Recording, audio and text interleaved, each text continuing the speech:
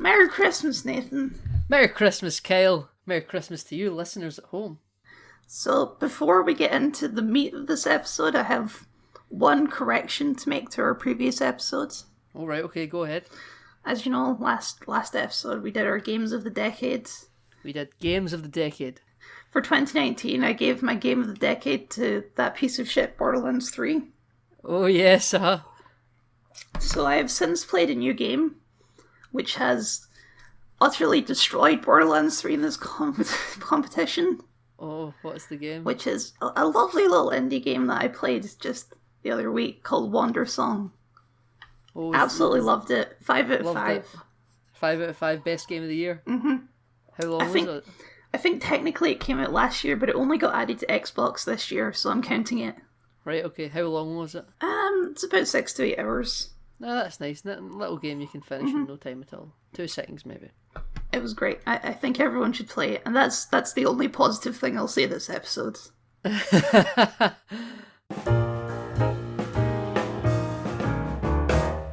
Well, Kyle, ladies and gentlemen, this is our Christmas episode. Conveniently also happens to be a Star Wars episode.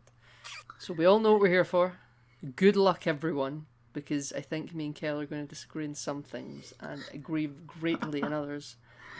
It's going to be great. I don't know where you're at. I really don't. Alright, why don't we give our broad umbrella thoughts, and then we can go into breaking down the film and dissecting the scenes. Okay, well, you've seen it more than I have. I only saw it last night. Right, I've seen it twice. Star Wars Episode 9, The Rise of Skywalker, is a fucking mess. It's a poorly constructed, rushed piece of filmmaking. I'm trying to not encapsulate the fact that it's a Star Wars film, just as a film, as how someone would construct a film, generically speaking. Yep. It's like from the beginning of the film, you get the impression that it moves at a breakneck pace, but only to get to the end as quick as possible. Like, I can't wait to finish. It's like, gotta end this fucking franchise. It really, from the moment it starts, it feels like they just want to get to the end. It doesn't do like a thing in any other film where maybe they want to pad that runtime, so they add some unnecessary stuff. I don't think there's a single shot in the film that lingers on anything. No, no scene breathes. You're being force fed scene after scene after scene, exposition heavy, and you've got to, obviously when you watch a film, you've got to have some level of suspension of disbelief to allow yourself to enjoy it. But just so much happens where you've got to just not question the film for it to work. It's ridiculous. It's not constructed well. It's trying to, in my opinion, it's trying to do a lot of damage control from The Last Jedi and trying to wrap up the trilogy at the same time. It's spinning too many plates. It's not allowing itself to be its own film. We'll get into the Last Jedi stuff, I'm sure. Yes, I'm sure. So, just after I watched it, like right after it came home, I tweeted out that I thought it was like a 6 out of 10. Didn't have very strong feelings about it. Yes, you did say that. So, I've had a while to gestate on it now, and in a move that was very surprising to me, like, my passion for Star Wars has come back. Right. Which I thought was gone. I thought that was long dead. Yes, it's literally in a grave. Yeah, and it's like, oh god, I keep thinking about this movie, and I've been trying to not, but I keep sending you messages of like, I can't fucking believe that these are things that happened in the film. It's like, the Knights of Ren are in this film. Do you remember the Knights of Ren are in this film? Yeah, like when I read those messages, I thought like you were saying it as in like, this is just so ridiculous. Like, why is this a thing? You know? Oh, I feel like I'm losing my mind. I really do. In a good way or a bad way? In a bad way. I think I might hate this movie. I thought your passion for Star Wars was dead. Yeah, so did I. But I think I might hate this movie. Because of your passion? Yeah. Wow. That's interesting. I actually thought just there when you said your passion to come back, I thought you were going to say you liked it more. It's like, is Oh that no, my passion and my disdain. it? Right, okay. My respect for Star Wars and the disrespect of this movie. Well, as a broadly speaking, I think I liked this film. Broadly speaking, what did you think of it? Broadly speaking, I think I didn't like it. Right, okay. Okay, that's fine. So, let's go into the start of the film. Mr. Okay. Can we talk about the crawl first? We can. There's many moments in this film where I had to resist laughing in the cinema, and the very first moment was reading that opening scroll. Right, so you had to resist laughing? I Yes. just laughed. Oh, good. Palpatine is secretly alive. Oh, No. okay then. So, Great. I said this to you and a friend a few days before the film came out, saying You saw it as like a leak, right? Yeah, I read like the first line of the crawl before I realised what it was, and I stopped. But I said to you that the opening line is so ridiculous, it's up there with the beginning of the Revenge of the Sith opening crawl. Mm-hmm. Where the opening crawl for Revenge of the Sith, the first word is just war! Exclamation point. And I think that's always really funny. But in this film, they kind of top it a little bit, and it's "the dead speak" with exclamation mark, and I'm like, oh, do they? Do they speak? Oh god.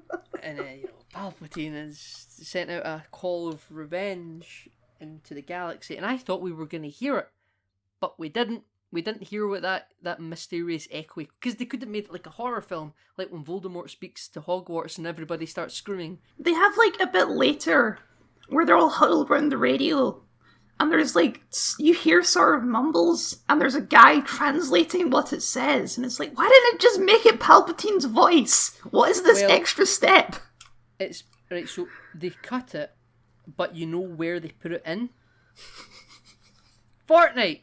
Are you serious? Yeah, so that we got some tie-ins here. So the cut for in the crawl, Palpatine sends out a threat message of revenge or whatever. They use that audio in the Star Wars event in Fortnite when J.J. Abrams walks out of the Millennium Falcon and shows everyone in Fortnite a clip. Mm-hmm. And just as like the TIE fighter starts shooting at the Falcon and J.J. Abrams runs back into the Falcon because they make him his own custom Fortnite skin. He runs back into the Millennium Falcon and they fly away and music's playing and the TIE fighters are flying around. It's all very dramatic. And then we all get chucked up into the air and we get lightsabers.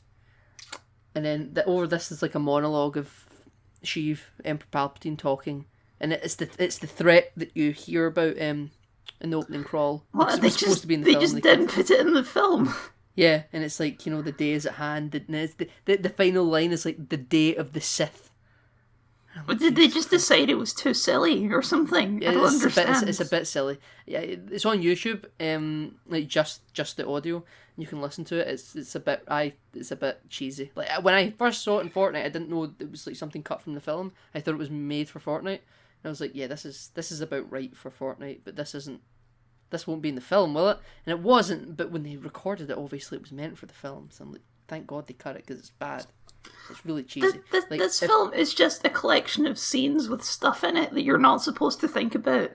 That's it. That's the film. Yeah, you don't think too much about it. Move along. How does in The Mandalorian, he leaves his ship somewhere, and within like half an hour it gets absolutely ransacked by Jawas. Of course it does. But the Jedi Hunter from this film that killed Rey's parents, it's been sat there for 30 years. And it's just fine. And it just so happens that it's the exact same ship. Well, I didn't mind that actually because it tied in, but the fact that it was sitting there just fine, it hasn't been touched. It's just everything works and nobody's it's parked on a big rock in like the middle of a desert, really, really obviously. Yeah, and no one's touched it. It's ridiculous, absolutely ridiculous. But anyway, so back to the crawl, the threat, and then we go to Mr. Kylo Ren. in a big red forest, murdering some natives. I don't know what he's doing. The natives have the Tesseract. They have the Sith holocron that they never call a holocron, but is a It's holocron. It's a wayfinder. That's it. But it's a holocron. It's not. A holocron would be more interesting. It's not even. It's just like. It's like it's GPS. I mean, it looks exactly like a holocron. They took the visual imagery of a holocron and said, this is a wayfinder. Maybe the people in like that era of Star Wars, the language of what a holocron is just lost to them. So they're like, it's a wayfinder. Why did they only make 2 of them? Right, because they're rule of 2, 1 for Vader, 1 for Sheev. Okay, now, great. Why did these random natives on this red planet have one? Right, so that isn't their planet. They're like mercenaries, and I think I know what planet that was, even though I never thought that planet had woodlands. It's Mustafar.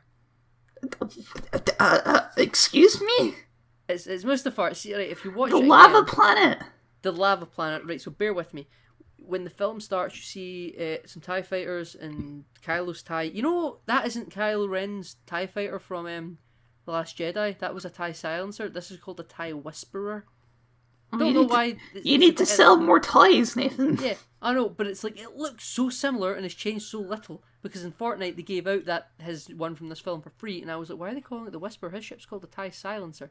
And then I was playing with a friend, and he was like, no, this is a different ship. Watch The Last Jedi again and compare them. They are different, but so minusculely, and nothing happened to his TIE Silencer in The Last Jedi, so why doesn't he still have it? I don't know. So he could fly it through a desert and crash it for no reason. Apparently so. And in the opening, you see the TIE fighters and his ship, and they're screeching through space, and you see like a red planet kind of orbiting a bigger planet. Mm-hmm. And there's this Star Destroyer in orbit. And that's exactly what Mustafar looks like. Like, if it isn't Mustafar, it's 2 planets that look very identical to where Mustafar would be. If it was Mustafar, then why didn't they make it look like Mustafar? Right. So that confused me too, because I've got a feeling when they filmed it wasn't supposed to be Mustafar, and they're like, shit, this could be Mustafar. Because I think that's supposed to be Vader's Wayfinder, and on the big stone tablet that he pushes out the way to open up the chest to find the Wayfinder, it's very quick. It was on the second watch I noticed that there's an emblem on the front, and it's like a Sith emblem. Okay. And he obviously picked it up, and you see it, and there's a wee red dot on it, and then they do a nice transition to that dot being his TIE fighter screeching through space. I quite like that, but that's supposed to be Mustafar, and he's hunting for the Wayfinder, and I quite liked it because usually he's quite timid. I think Mr. Wren is quite timid, and in this film he was like really angry because like he was like, no more playing around, I want answers. You know, he was like walking with purpose. Everywhere for he walked, 5 seconds, and then he just becomes Sidious's bitch again. He was like, no, he said to Ray he had plans. We'll get there. He said he had plans. You know, and then he screeches through space, and he goes through a nebula. I don't know why he couldn't fly around the nebula, but he flew through it. Maybe there's gravity wells around the nebula. Okay, this doesn't make... So he flies through the nebula, but the nebula isn't, like, surrounding the planet. You could theoretically just go around the nebula. I don't understand this at all. You could... They don't explain it in the film, but I'm reasoning it away as, like, that was the only safe way they were able to chart through it, and going around it, there's, like, gravity wells and, like, space phenomena that, like, just... Look, if JJ Trek has taught me anything... It's that J.J. Abrams doesn't give a shit about space and how it works. So we should just accept it. It's also co-written by the screenplay writer of Justice League and Batman vs. Superman. Oh, great. What expert to bring on. Yeah.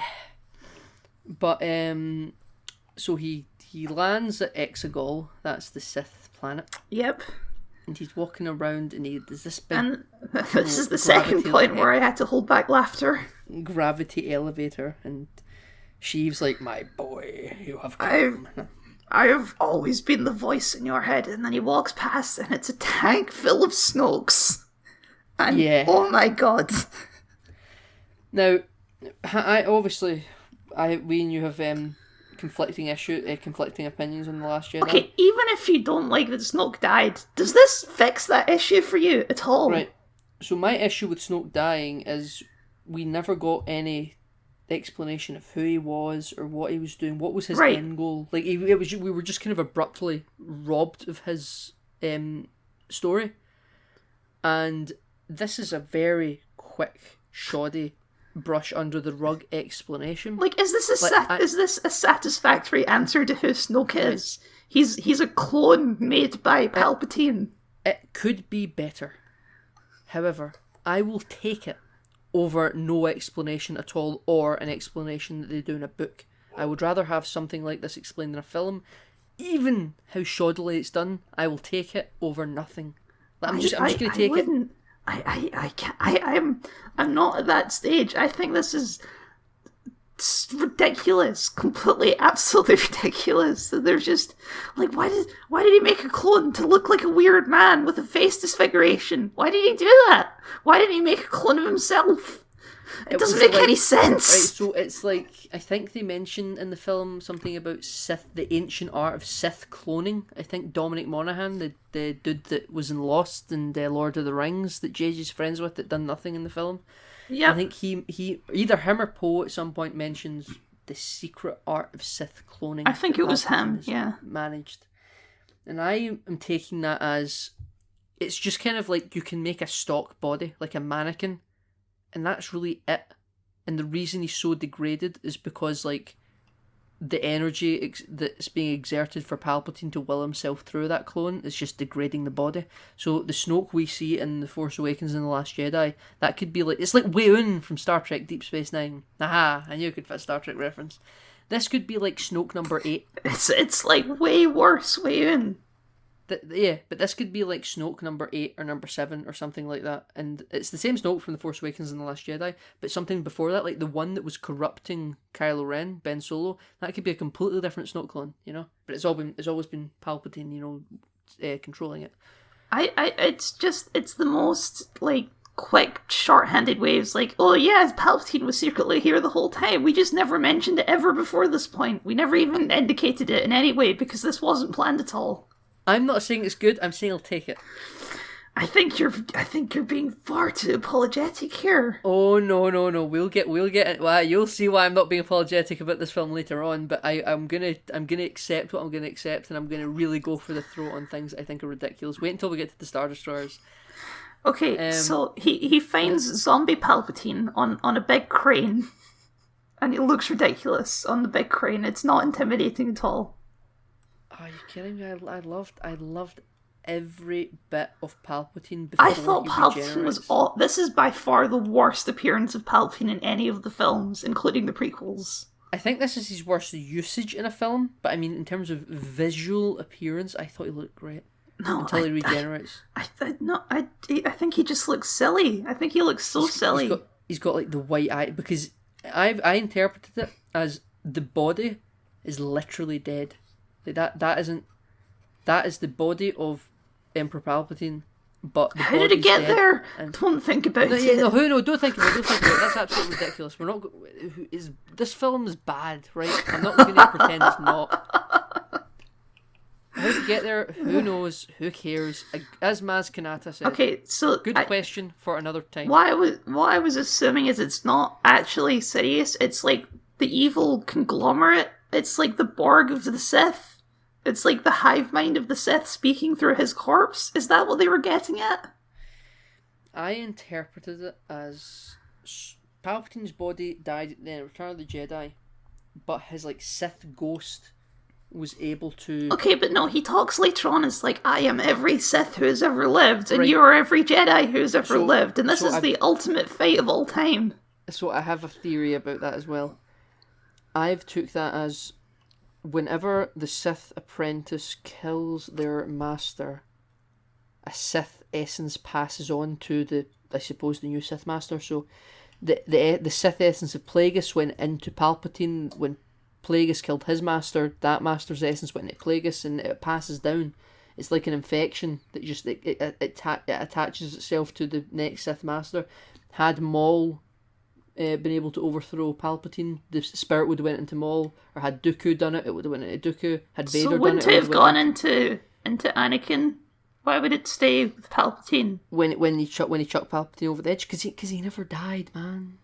But you just said he's dead. His body's dead. His body's dead. Oh my god!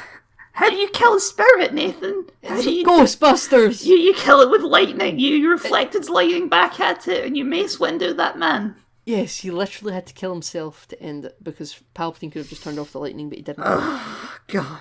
It's not a good film, I'm not going to pretend that it is, but I'm trying to will some bits that I can explain to work it. Anyway, I think it looks like a really creepy visual, like the white eyes and just the dead corpse and the fingers. I think it all looks... I think it visually looks great. I think it looks horrifying. Okay, so we're this is why this episode's going to take like 4 hours. Okay. Yeah. So Kylo Ren, he doesn't want any threats to his empire, so he's gone there to kill the Emperor. And then the Emperor says, "No, you," and pulls out 50,000 Star Destroyers. Here, I'm not trying to overthrow you, I'm trying to give you the extra power and then kill the girl. That was the third time I laughed, is when the Star Destroyers were bursting out of the ground and this massive fleet of Star Destroyers. And it's like, how the fuck did you build all of those? Where'd you get the personnel from? How did you do this? This doesn't make any sense. I thought there was only 2 Sith Wayfinders to get to Exegol, but apparently you can crew 33,000 people per ship. And is there big hangars under the ice? Are they big voids under the ice, and there's only like a thin layer of ice the Star Destroyers could crush through? It made no sense. Absolutely no sense. It makes even less sense when you add on to the fact that every one of those Star Destroyers has a Death Star cannon on it. We will get there. We will get there. So she's like, "You don't know who the girl is, kill her." Though later on we get, actually I don't want her dead, but Kyle never knew that. Here's what we need to remember, that Palpatine, he's a master manipulator. He knew that Kylo Ren was going to betray him. Obviously. Yes. Film doesn't do a good job of explaining that, but that would be open to be able to infer that Palpatine I'm willing to believe that the Emperor knew that Kylo Ren was... I mean, he obviously wanted to kill Kylo Ren. He has that scene where he's like, "Just as I fell, the last Skywalker will fall." And he shoves him down a mine shaft, and it's supposed to be poetic, I think. By that point, the jig's up, because he'd already drawn his lightsaber. Yeah, it's just... just the wording of that scene is like, oh, because you went down a big hole, so you're going to send the last Skywalker down a big hole. I think we should move on from Palpatine. And now we jump to the first shot of the good guys, and it's Chewie playing holo chess with Finn and Poe. And they're accusing him of cheating. It's a big law. I thought it was a fun little scene, very enjoyable, and then they're like, "No, of course you're not cheating, you're 250 years old, you're way better than us." Whatever. Great little fun time. And then there's a big slug on the Millennium Falcon. Yes, there's a big resistance slug. Why is he there? What does he do? He's just there. He's a resistance crew. He's a member of the resistance. The ship's crewed. You know, he's helping repair stuff. I thought there was other people on it as well. I only ever saw the big slug. Anyway, so they show up to the flying... So they show up to Asgard. And they dock at Asgard. I suppose it's Asgard. I never thought like that. And instead of dropping down, there's a guy and he's got information for them. And he throws down a plug to plug into R2-D2. And the whole time it's like, why aren't you just doing this on like a little memory disk? Why don't you just already install it on a memory disk and then chuck it down, and then they can fly away right away? I think you're nitpicking. With that. I don't think that's a problem. But the First Order show up for some reason. And that's to make it exciting. That's why they Okay, so they do the Guardians of the Galaxy thing where they do 50,000 jumps. Right, now I have a problem here. Why do they keep jumping into the atmosphere of planets? It doesn't make any sense. Why would they keep doing that? So they jump into the atmosphere of one planet, I think. The other places are like space, a red crystal thing that looks like Crate, but it's in outer space. Red crystal phenomenon, space, big asteroid or whatever. Then they narrowly get out of there. They lightspeed skip to a place that looks like Bespin. Mm-hmm. Somehow also these TIE fighters have hyperdrives, and they never used to. And they can also track the Millennium Falcon through hyperspace. Yes, Which, if I recall from Rebels, that's like a thing you're not supposed to be able to do. If I recall from The Last Jedi, that's the thing you're not supposed to be able to do. Yeah, it's... But they can do it. They're just regular TIE fighters, but they can do it whatever. So, it was a cool looking shot, and that's why it was there. But in The Force Awakens, they make a big deal about how difficult and risky it is to drop out of hyperspace in a planet's atmosphere. Yep, also that's known like as a... Starkiller Base. And you need a That's really like a talented thing. pilot to do it, which is why Han Solo goes. Yeah, Han Solo can do it. Like, he's good. Poe isn't Han Solo, but they do it fine. It's fine. They do it 3 times. Like, once in an atmosphere and the rest of the time. I'll buy it, because if Poe Dameron has one established character trait, it's that he's the best pilot. So, Right, okay. whatever. But and they didn't even address it as like a difficult thing. It was almost like they'd done it by accident. That's how I interpret it. Well, no, they have like a little shouting match when they get back, because they could have broken the Millennium Falcon and it's on fire. Yeah. It's like a thing. So Here's all of we see the a space character slug in a moments in green- this film. I actually like. I like all of the main cast. They're Yeah, just so do I. stuck in a bad film. Also, they don't have many character moments. There's only a few. All of them are great, but there isn't enough of them. The Yeah. film is just move on, move on, move on. Are we going to stop? No. Are we going to let the scene breathe Okay, and have some so- discussion? Not really. So Rey is training under Master Leia. I don't know Master why Leia she's Organa. training. She clearly doesn't really need any training anymore. But she's trying to earn Luke Skywalker's lightsaber. So yeah, she's sitting floating with a bunch of rocks. That was a nice visual, BB-8. And she can run the training course. And she's saying, "Be with me." Is she who is she? Was it her parents? Was it Luke? She's talking about all the previous Jedi. Oh, 1,000 generations live in you. You know? Yes, and Yeah. and then at the end, when she's lying down looking at Sheev's electricity up to the sky, she says, "Be with me again," and then that's when like all the Jedi speak to her. We'll get there. So "Be with me" is like, please, every other Jedi who's ever lived, be with me. And let's take a little minute to talk about the Carrie Fisher footage. I hate it. I wish they hadn't done it. It creeped me out every time she was on screen. Is that because you're aware she's dead, or because it was poorly done? It's poorly done. It's so unnatural, and it is a little bit because I know she's dead and it's just reused footage. It feels like they're talking to a ghost. Right. So I actually think, in terms of its technical ability, I think it was done extraordinarily well. Though it was painfully obvious that when they said a line to Leia, actor Carrie Fisher wasn't actually reacting to that line. Yeah, she was saying a word, but it was clearly in response to something completely different a few years earlier. You know, That's what never it felt like. underestimate a droid. That's why and it all felt that. like they were talking to a ghost, because she wasn't actually. It was like she wasn't actually there. She was a non-player character. It was like with she was set a script. hologram. Yeah. So I can only say "Welcome to Jumanji" a few times, you know. It just felt so creepy. Yeah, but I think technically it was done quite well. You couldn't really tell there was any CG. There was, because they had to change outfits on her quite a bit, because a lot of the Force Awakens footage isn't obviously wearing her Last Jedi attire. Mm-hmm. So I think it looked good. It just was a little bit off in terms of the acting, but that can't be helped. I knew going in that this was going to be a little bit obvious. Like, She was I in the think film most for people way did. more than I was expecting, actually. Yeah, she had quite a bit of screen time. Which Then is a she's weird choice. It was a weird choice, but you know what? I think they wanted to give her like a good send off. It's the same with The Last Jedi, where they wanted to use every bit of Leia footage they had available, and then J.J. Abrams loved Carrie Fisher, so they had to use more. You know, I think there was a lot of probably emotive reasons for doing stuff and not narrative. That's J.J. Abrams in a nutshell, feeling over logicalness. What Okay. makes sense? Who We cares? didn't How do even you feel? mention that the information they were downloading was from a spy within the First Order. Do you remember this plot point? Yes, There's I a do. spy in because the they First stole it Order. Out of Star Wars. They stole it out of Star Wars Rebels. He can. They did. I knew it was reminding me of something. It's what's his face? The Agent Callus. Agent Callus. Yeah. They stole it right Fulcrum. from Star Wars Rebels. Dave Filoni must be pissed. So there's a spy, and the spy only tells them what they already know, that Palpatine is back. Like, they already knew that, right? That wasn't new information. Everyone got the facts through.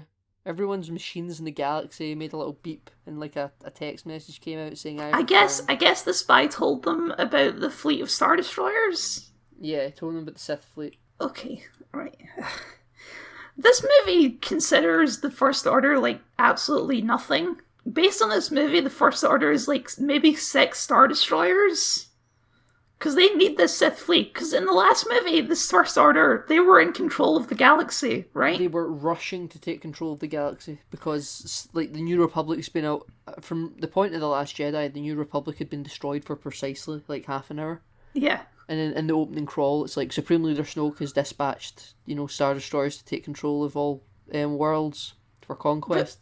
But regardless, this movie considers the First Order so useless that they need an entire second fleet to actually be a threat. Well, I always got the impression from this trilogy that the First Order were New Empire, obviously, but they were kind of still more of like a remnant that were a bit like they were on equal footing with the Republic, but they weren't massive, galactic-wide, the Empire of old with Emperor Palpatine. I never thought they were that. But this film does do some kind of... I think it was because they wanted to build up the Sith fleet so much, they had to power down the First Order a little bit narratively. I think in reality, the First Order doesn't really need the Sith fleet. No, that's why the movie was so weird to me, because it's like they're dealing with this entire secondary threat when they haven't even dealt with the main threat yet. I know. I think this film as a whole has so many ideas that this could have been a trilogy on its own. Like, see if the First Order hadn't existed, but this entire trilogy, it was about, like, Palpatine is returning. There is a Sith fleet. This is the resurrection of the Empire is at hand. When at the end of Return of the Jedi, and they talk about how, lots of Imperial officials from Battlefront 2 run off into the unknown regions and stuff, and the Emperor has a plan to return. Mm-hmm. Or the Empire has a plan to return, rather.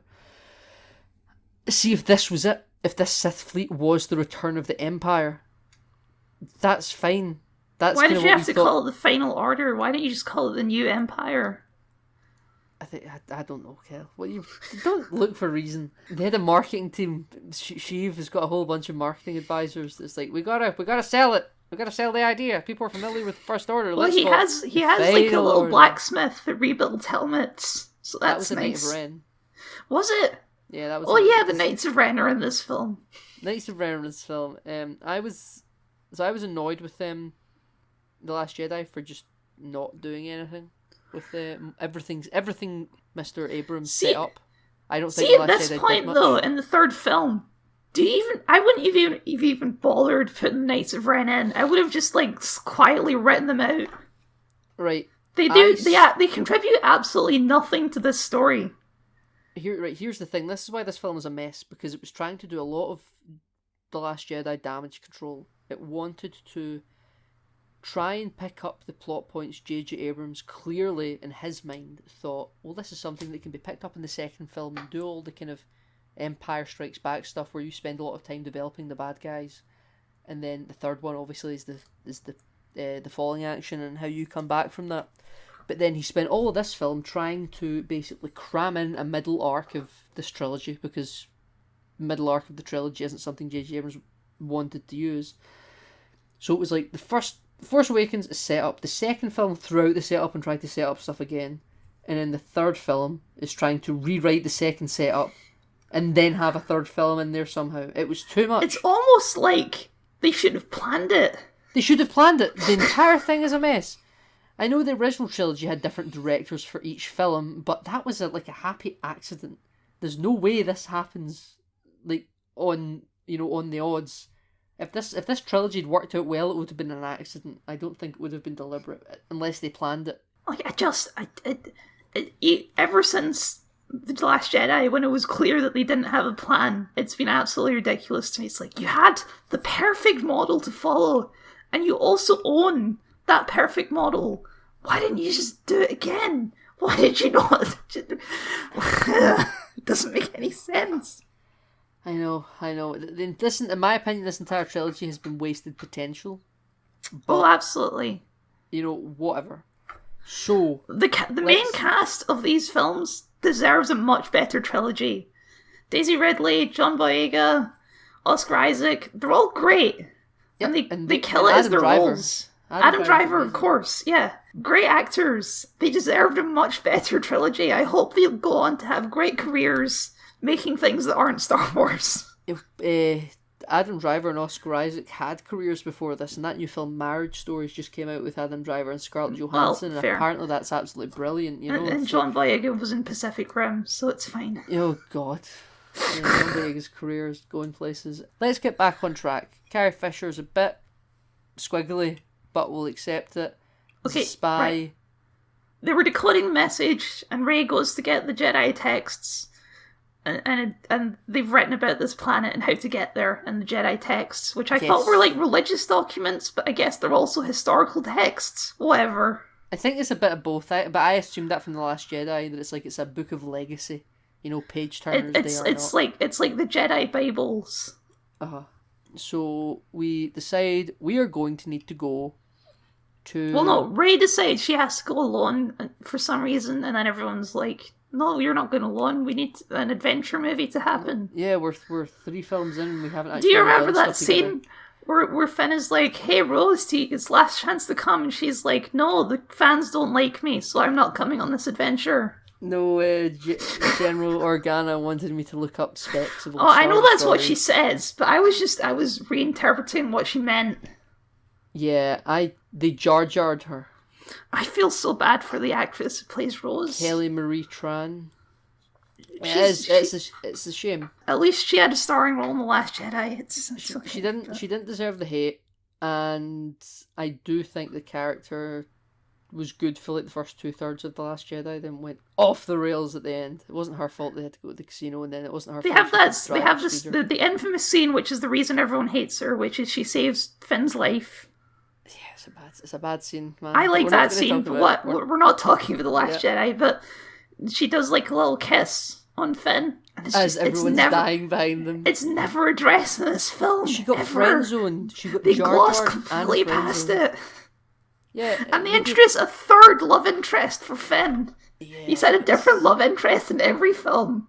Yep, I know he's a real player, that Finn. But he never lands it though. No, he doesn't, because Finn is always going to be the best friend, never the leading man. Anyway, so they bring C-3PO on this mission. I don't know why. It turns out that they needed C-3PO, but they didn't know that. They just bring him. Yeah, they just bring him. Just conveniently brought they didn't know they were going. They didn't bring R2. Why didn't they bring R2D2? I'm sad that the side R2 got more to Don't do get in this me film wrong. than he has in the This is the best C-3PO has been in years. Yeah, in this movie, but I don't know why he's there. Definitely. It's because they thought, shit, we haven't done anything with the legacy droids. I don't know why they've parked R2. Like he's the best in this film than he has in the other 2 films. That's because he was like in it for 5 seconds in both of the other films. I know. So they've actually used. Actually, no. The best he was in The Last Jedi, where he has that little conversation with Luke. That's true. That's a good scene. That is a good. I enjoy where he that shows scene. the old Princess Leia message. Yeah, he says that was a cheap trick, R2. Yeah, that's a good scene. I still think in terms of screen time, he had most screen time in this film though. So they decide we're gonna go to Pisana, where Luke left off the hunt for clues to Exegol. Which was never mentioned before, that he was on this hunt for Exegol. But, well, okay, sure. He was on this hunt for Exegol. I didn't find it too much of a stretch, because I imagine Luke's probably doing a lot, you know, the 30 years. Fine, whatever. Yeah, fine, whatever. It doesn't bother me. Fine, we're moving on. And they go, and they're at this. There's this like dance party on. They're at a music festival. And then there's this scene where she talks to a girl. Yeah. And it's like, what's your family name? It's just Rey, and she's very sad. And it's like, but the point of the last movie was accepting that and moving on from it. In this movie, it's just like, oh no, the family issues are back again. And then she was like, I'm Rey Solo. No. An Imperial officer shows up in a Zimmer frame. He's like, you're Solo. You have no people. Anyway, so that's set up.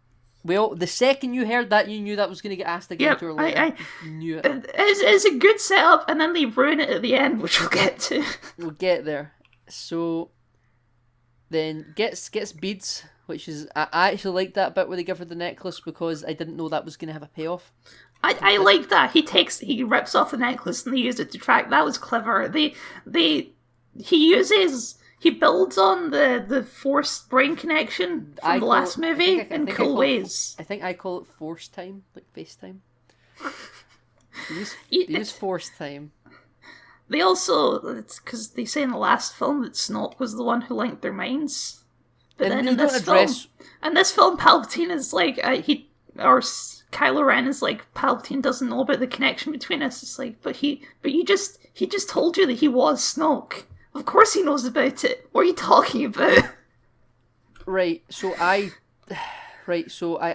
conflicting issues with this because I agree with you on one hand.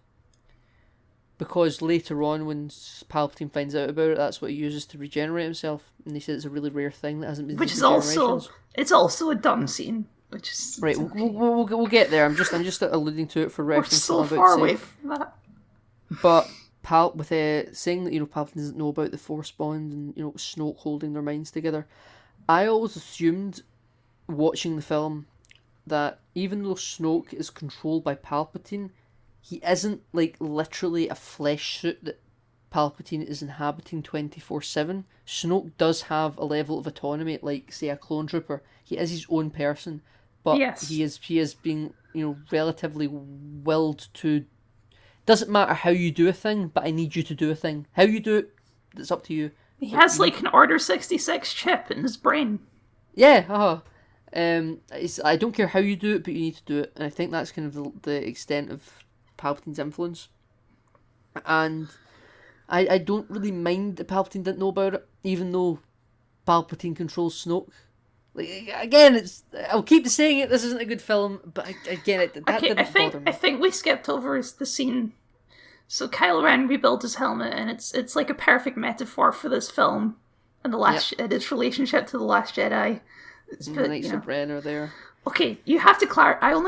So they walk past the stormtroopers, and the stormtroopers like the Knights of Ren, and then the other one goes, "Goals?" Does he say that? Does he say goals? No, he doesn't say goals. I think he says it's the Knights of Ren, and then the other stormtrooper's like, I don't know. I can't remember what he says. I know it sounds like it sounds like he says goals, and I was like, is that like a hashtag goals meme in this film? What the fuck was that? I've seen the film twice, and I feel like if they had said goals, I would have noticed and remembered it. Like if they've said it, I don't know how I've seen it twice and it's not clicked, but I can't believe they said goals. They must have said something else.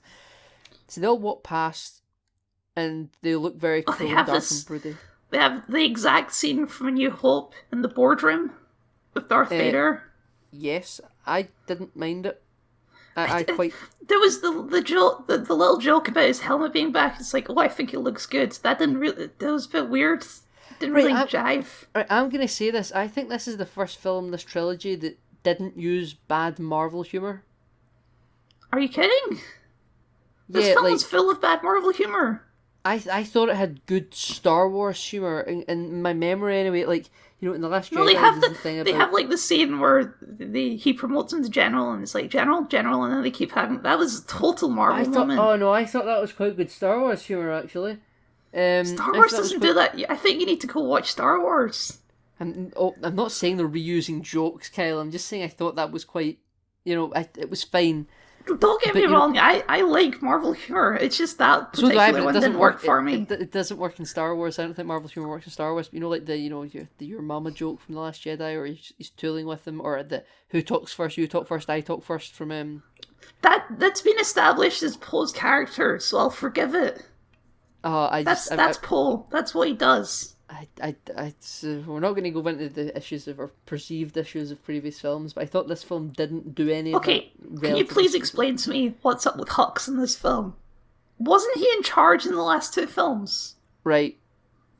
So from the last two films, as we know, the First Order is reasonably limited in scope. Like, we don't get a wide rogues gallery of management of the First Order. And I always thought, Hux is supposed to be like the emplacement for Grand Moff Tarkin, even though that's the impression that I got from the last two films, is that he's the big commander in charge. Other Moffs do exist, but Tarkin was the Grand Moff. Right. Like, you get Inquisitors, but you get the Grand Inquisitor. But in this film, Hux is just one of several generals? Yes. and then Allegiant General Pride apparently. But I'll tell you the reason they done it from behind the scenes point of view. I can tell you that if you like. Sure. The Last Jedi completely breaks down and humiliates Hux to the point where he's just not. He's not a intimidating villain. He's not someone you can take seriously. That's why I liked him. That's why I thought he was an interesting character. But then, where's the villainy? You know, as a film, like I feel like this film was trolling me because spoiler. We never said spoilers. Fuck off if you care, right? God, the listeners are gonna feel so annoyed. So Hux in a dumb scene where they're about to firing squad the leaders of the Resistance instead of interrogating them. Hux reveals himself to be the spy. I'm the spy. And then they have the scene where Finn shoots him in the leg and he's like, why are you helping us? And he has a line where he's like, I don't care if you win, I just want Kylo Ren to lose. So I thought that was, they're going to do a First Order Civil War thing. And it's going to be cool. And then no, he just dies immediately. What, were you just fucking with me, movie? Why did you do that? I thought maybe there'd be like a First Order Civil War thing, maybe with the First Order turning on the Sith fleet. Like Pride is controlling the Sith fleet and Hux controls the First Order fleet. That's where I thought it was going. Maybe the First Order reforms into like the Republic again, but no. So they didn't do that. But again, they completely humiliated and made fun of Hux. And whenever you see Hux on screen now, you can't really take him seriously. Even when in the Force Awakens he does like his big Nazi speech, right? Which I get might be a wee bit over the top for a lot of people. But when you see someone with that level of fanaticism and dedication speaking like that, it can be quite scary to look at, even if you think, right, tone it down a little bit. But he believes it. That's what makes it scary. In The Last Jedi, he becomes a comic character, getting, Snoke puts him on the ground and spins him around at the heels of his feet, and he gets thrown on control panels and screams. That was the point, was that he was just a puppet. He clearly didn't have any real power. They were just using him. So the books go into that. The novels talk about how he's almost like a marketing tool. He's like Captain America of the First Order. He's meant to show, like, hey, you can rise up through the ranks at a relatively quick age, and look at all, he's supposed to be more relatable. Mm-hmm. But which is why setting up like he takes over and fights against would be like at least a somewhat satisfying character arc. But whatever. I don't think the films The Last Jedi makes it apparent enough that he's supposed to be like a puppet. Like, he's not really a general in charge, considering The Force Awakens, where he's very much a general in charge. And they had to get rid of him and bring in another leader who could some level, if he wasn't. Okay, don't get me wrong. Pride is a fun Nazi general villain type. He's not a very deep character at all. With one film left, what are you going to do? He's just like an evil guy, and he works as just an evil guy. It's fine. Yes, he's head of evil corporation that doesn't deal in the magic stuff. He came out of nowhere, but whatever. Who cares? Yes. That's this whole movie. Who cares? Who cares? Who cares exactly? We were on the desert planet. Okay, so he rips the necklace. We were in the meeting room. I thought we were in the meeting room. I went back to that scene. Because we skipped over it. Desert planet, having a dance, gets the necklace. Necklace gets ripped off. And he says he sends it to scan it, and then within 5 seconds, the First Order is immediately on the planet looking for them. Well, the Kylo Ren says, alert the troops in that area, in that sector or something, like on that planet, and they do also set up random First Order patrols are here quite frequently. And then a random stranger with a hand crossbow saves them. Why does he have a hand crossbow? Random stranger with hand, because he was just using didn't want blasters. I don't know. He needed a walking stick. Yeah, because it's 90-year-old Billy D. Williams. Yes, it's old man Williams. Who, see, when I watched him in press junkets for this film, man, I was like, God, he still act. He looks so... Like, Harrison Ford's a grumpy guy, but like he can still perform. Billy Williams is just old. He's just tired. He looks so tired. Every bit that Billy D. Williams in this film, I loved it. For some reason, sure. He has so much charisma. You can't deny it. He's the coolest cat in the world, and but in the press junket stuff, I was like, you are like Palpatine, you're dead body. And then That's so mean. Look at me. Okay, can you? Why was Lando in that desert planet? I think he said that he was alerted to them going there. He says that Leia contacted him, but that doesn't actually explain why. It seems like he was already there and living in that big trailer. I never took What it. was he I doing never there? interpreted it like that. I think he it was like, he gave the driver some money and was like, hey, let me, keep me as a cover thing for a little while, He was there and he was gone, and if I hadn't seen trailers for this film, I think I might have suspected that was it. Just a quick cameo. Yeah, I was like, what was the point in that? That didn't happen. That was the thing, because I knew, because it's the famous shot where he's laughing in the Millennium Falcon. That's also the reason I knew Chewie wasn't dead, because I'd seen the trailer. Yes. So they leave him. We mentioned the necklace, but we kind of jumped over the scene of how he gets the necklace with the Force connection. And we talked, I know you talked about Palpatine doesn't know about it. But he also talks about he's got plans to overthrow him, or he's got plans for Palpatine, he says. And he talks about, I think he mentions about how you don't really know who you are. Well, we're back there. Yeah, again. he does. He says you wanted. Yeah, just ignore that the last time we met where I said you were nothing. I never believed them though. I never believed them because I've never believed that. Rey was no one. Do you like? Okay, let's jump ahead because this is it's going to be one of the biggest disagreements between us. Do you like that Rey's a Palpatine? I am devoid of feeling on it. I don't care that she's a Palpatine. I'm not saying I necessarily like it, but I don't care that she's a Palpatine. I hate this decision. Like, genuinely. It's because it's the main issue with Star Wars is it's like, oh, it always comes back to blood purity. You have to have the special magic blood. And The Last Jedi was like, no, you don't need to have the special magic blood. You can be a hero regardless. And that's a really good, positive message. But then this movie, it's like, nope, she really does have the magic blood. Well, I've never interpreted it like that. I've taken it as if Rey really is no one, which is fine. If she really was no one, when The Force Awakens ends, it doesn't get brought up again. The Last Jedi should drop it. Don't bring it up. We've done the whole thing with Han, where Han has some weird looks, because in The Force Awakens, Han looks like he knows something. Lots of lingering shots on Han after Rey says something, where it looks like Han is hiding something, like he knows something. And if Rian Johnson do you think her being a Palpatine was J.J. Abrams' original plan? No. No. Why would Han Solo know that? That doesn't make any sense. Right. I think that she was going to be his daughter from and he cheated on Leia or something. Mm-hmm. So I think in that scene, it's Han knowing that's my daughter. I don't think it was Palpatine because Snoke was supposed to be alive for all 3 films in JJ's mind probably. If she has no one, The Last Jedi shouldn't have done it. Because see, if you keep building it up, you keep saying who's the parents, where's my destiny. That's why the mirror stuff. We're getting too much into The Last Jedi again. Yeah, I know we're getting too much into The Last Jedi, but in my opinion, if you're still going to keep it lingering around, there's got to be a payoff of investment. If we're investing all this time for the anticlimactic, you're no one. Well, why did? But I don't think it is I think that is a reveal in itself. I think that's fine. I love that scene where, through tears, she's finally accepting the fact that she isn't from some pure bloodline. Their family were really just crap. To sell the audience that she's no one, Snoke has to tell her.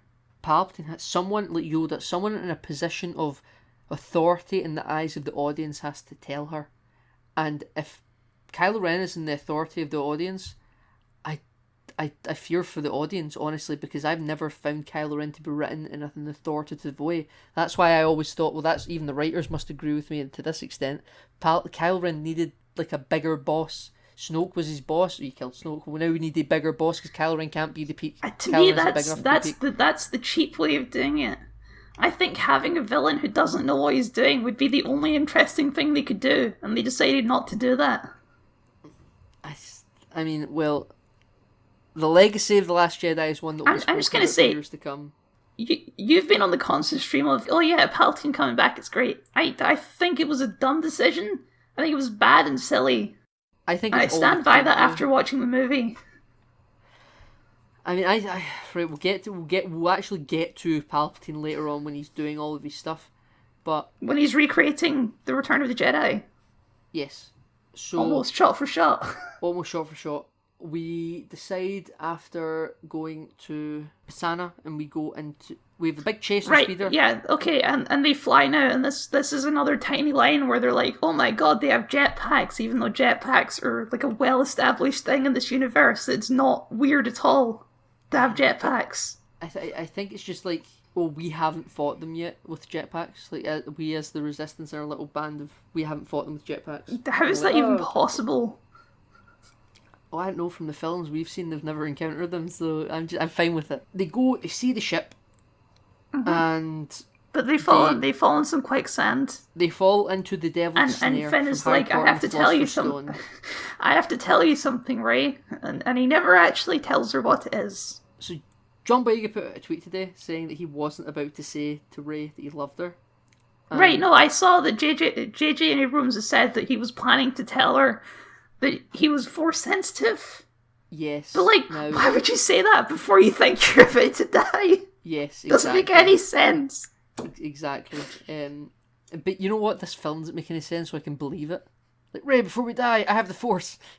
Right, okay. I saw that. My favourite tweet of this is like, I'm about to die, I just wanted you to know that I can juggle that. It's like, why would you say it? It doesn't matter. Who cares? It's and then he comes ridiculous. down and he's like, what was that thing you were going to tell me? He says, I'll tell you later. And he says, what, when Poe's not around? What's wrong with Poe? No, you've got the Force. If you tell Rey and she trains you, he'll find out later anyway. A whole bunch of poohickey. I don't understand why they decided to give Finn the Force. Right, Was it because people complained that he could use a lightsaber? Was that it? Was that the reason? I hope that's not it, but I actually quite like it. I like the idea of more Force users out there that aren't necessarily connected to anyone. I know we could say, well, that was supposed to be Rey. I think, as I've said, to be repeating myself now, I think the films have been structured in such a way that Rey had to be someone, even if we didn't want her to be. They've built it up too much, and to say that she was no one, I think, was unsatisfying. However, I think it was extremely satisfying. So they never built up the lineage of Finn. He was stolen at birth as a child, and there's tons of scattered children around the galaxy that might have been first order troopers. Okay. Him having the Force, turns out just anyone can have the Force. He's a flip of the coin. He's a genetic lottery, with midichlorians and such. I don't mind him being Force sensitive, even in the slightest, because they never made a big deal about his legacy, or his lineage rather. A bit like Leia, because Leia in Return of the Jedi, she was kind of Force intuitive, but she couldn't actively use the Force to do stuff. Apparently in this movie, she had a fucking lightsaber the whole time. Well, we'll get there.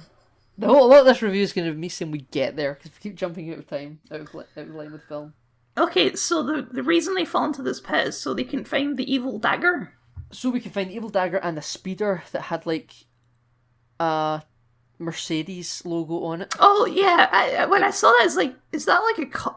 They never show it properly, so I kept thinking, it's like, is that like an actual car? It kept looking like an old 1950s Mercedes. It was crazy. Yeah, See this. They mentioned it's a Sith Loyalist logo. That's the same logo that was on Darth Vader's Wayfinder stone tablet when Kylo pushes it out the way at the start. It's the same logo. Okay, sure. Like, whatever. Having it as like a little Mercedes-Benz badge was just really silly.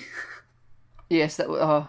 So go there. They find the guy. I can't remember his name. No, he was some guy, some evil guy with. I keep with wanting to say Icheb, but Icheb's a character from Star Trek Voyager. He was some guy.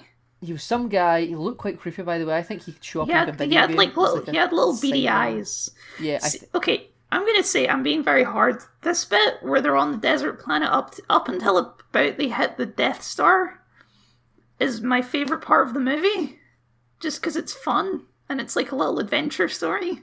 Okay, but we're about to get some set up with dagger. He can't translate it. Good little bit of comedy here, but I know I can read it. I just can't tell you what it says. Yeah, the C-3PO is good in this movie. Yeah, and good old Anthony Daniels. He changed the world with that role. And they find a big worm. They find the basilisk. I suppose, yeah, basilisk, exactly. Good callback. Devil's Snare, Quicksand, and Basilisks. God, John Williams. It's all just Harry Potter. Yeah. And then they heal it, which... Okay, I don't have a problem with it all that the Force can heal people. That seems like a completely thing that the Force could do. Whatever. I don't either. And they happen to have just set it up the day before in that week's episode of The Mandalorian. Oh, I heard Baby Yoda can do it, yeah. Isn't it like a thing you can do in the games as well? Yes, it's a thing you can do in the games as well, but I thought that's a bit out there, that like the mass audiences won't have seen that. And then the second I saw Baby Yoda do it, I was like, oh, that'll be in the film. That'll happen. Yeah. I just, it felt weird. The entire episode was like, why? It's another one of these things where it's like, I guess Obi-Wan just didn't know how to do it, or he would have saved Qui-Gon Jinn. It's like, no, just don't think about it. Different Jedi have different abilities, like, you know, how Ezra can communicate with animals. I'm not too bothered about different Jedi being intuitive in different ways. It doesn't, that's never been a thing that particularly irks me. Okay, sure. I'll buy it. Yeah. And we'll move on out of the cave because the basilisk moves, finds a hole. Don't know why the hole was there, but it was there. The whole film's a lot of luck. Yep. And they climb up to the old ship, and it's full of cobwebs and a desert. Whatever, that's nitpicking. Ray doesn't go up. No, she walks out into the trailer shot, and as soon as she was walking into the desert, it's like, oh, this is the trailer shot. And I could also, just before that, we got a sweet panoramic view of the Knights of Ren landing their ship. And yeah, the best characters. The best characters. And it was the Avengers shot. Ever since The Force Awakens, I've been confused that they never had lightsabers as well. I kind of felt that they should all have different forms. No, they have. They just have. They don't even have guns. They just have like axes and stuff. Yeah, with little red LEDs on them to show that they're evil. And also, their ship had exhaust fumes. This movie still doesn't explain who the Knights of Ren are, by the way.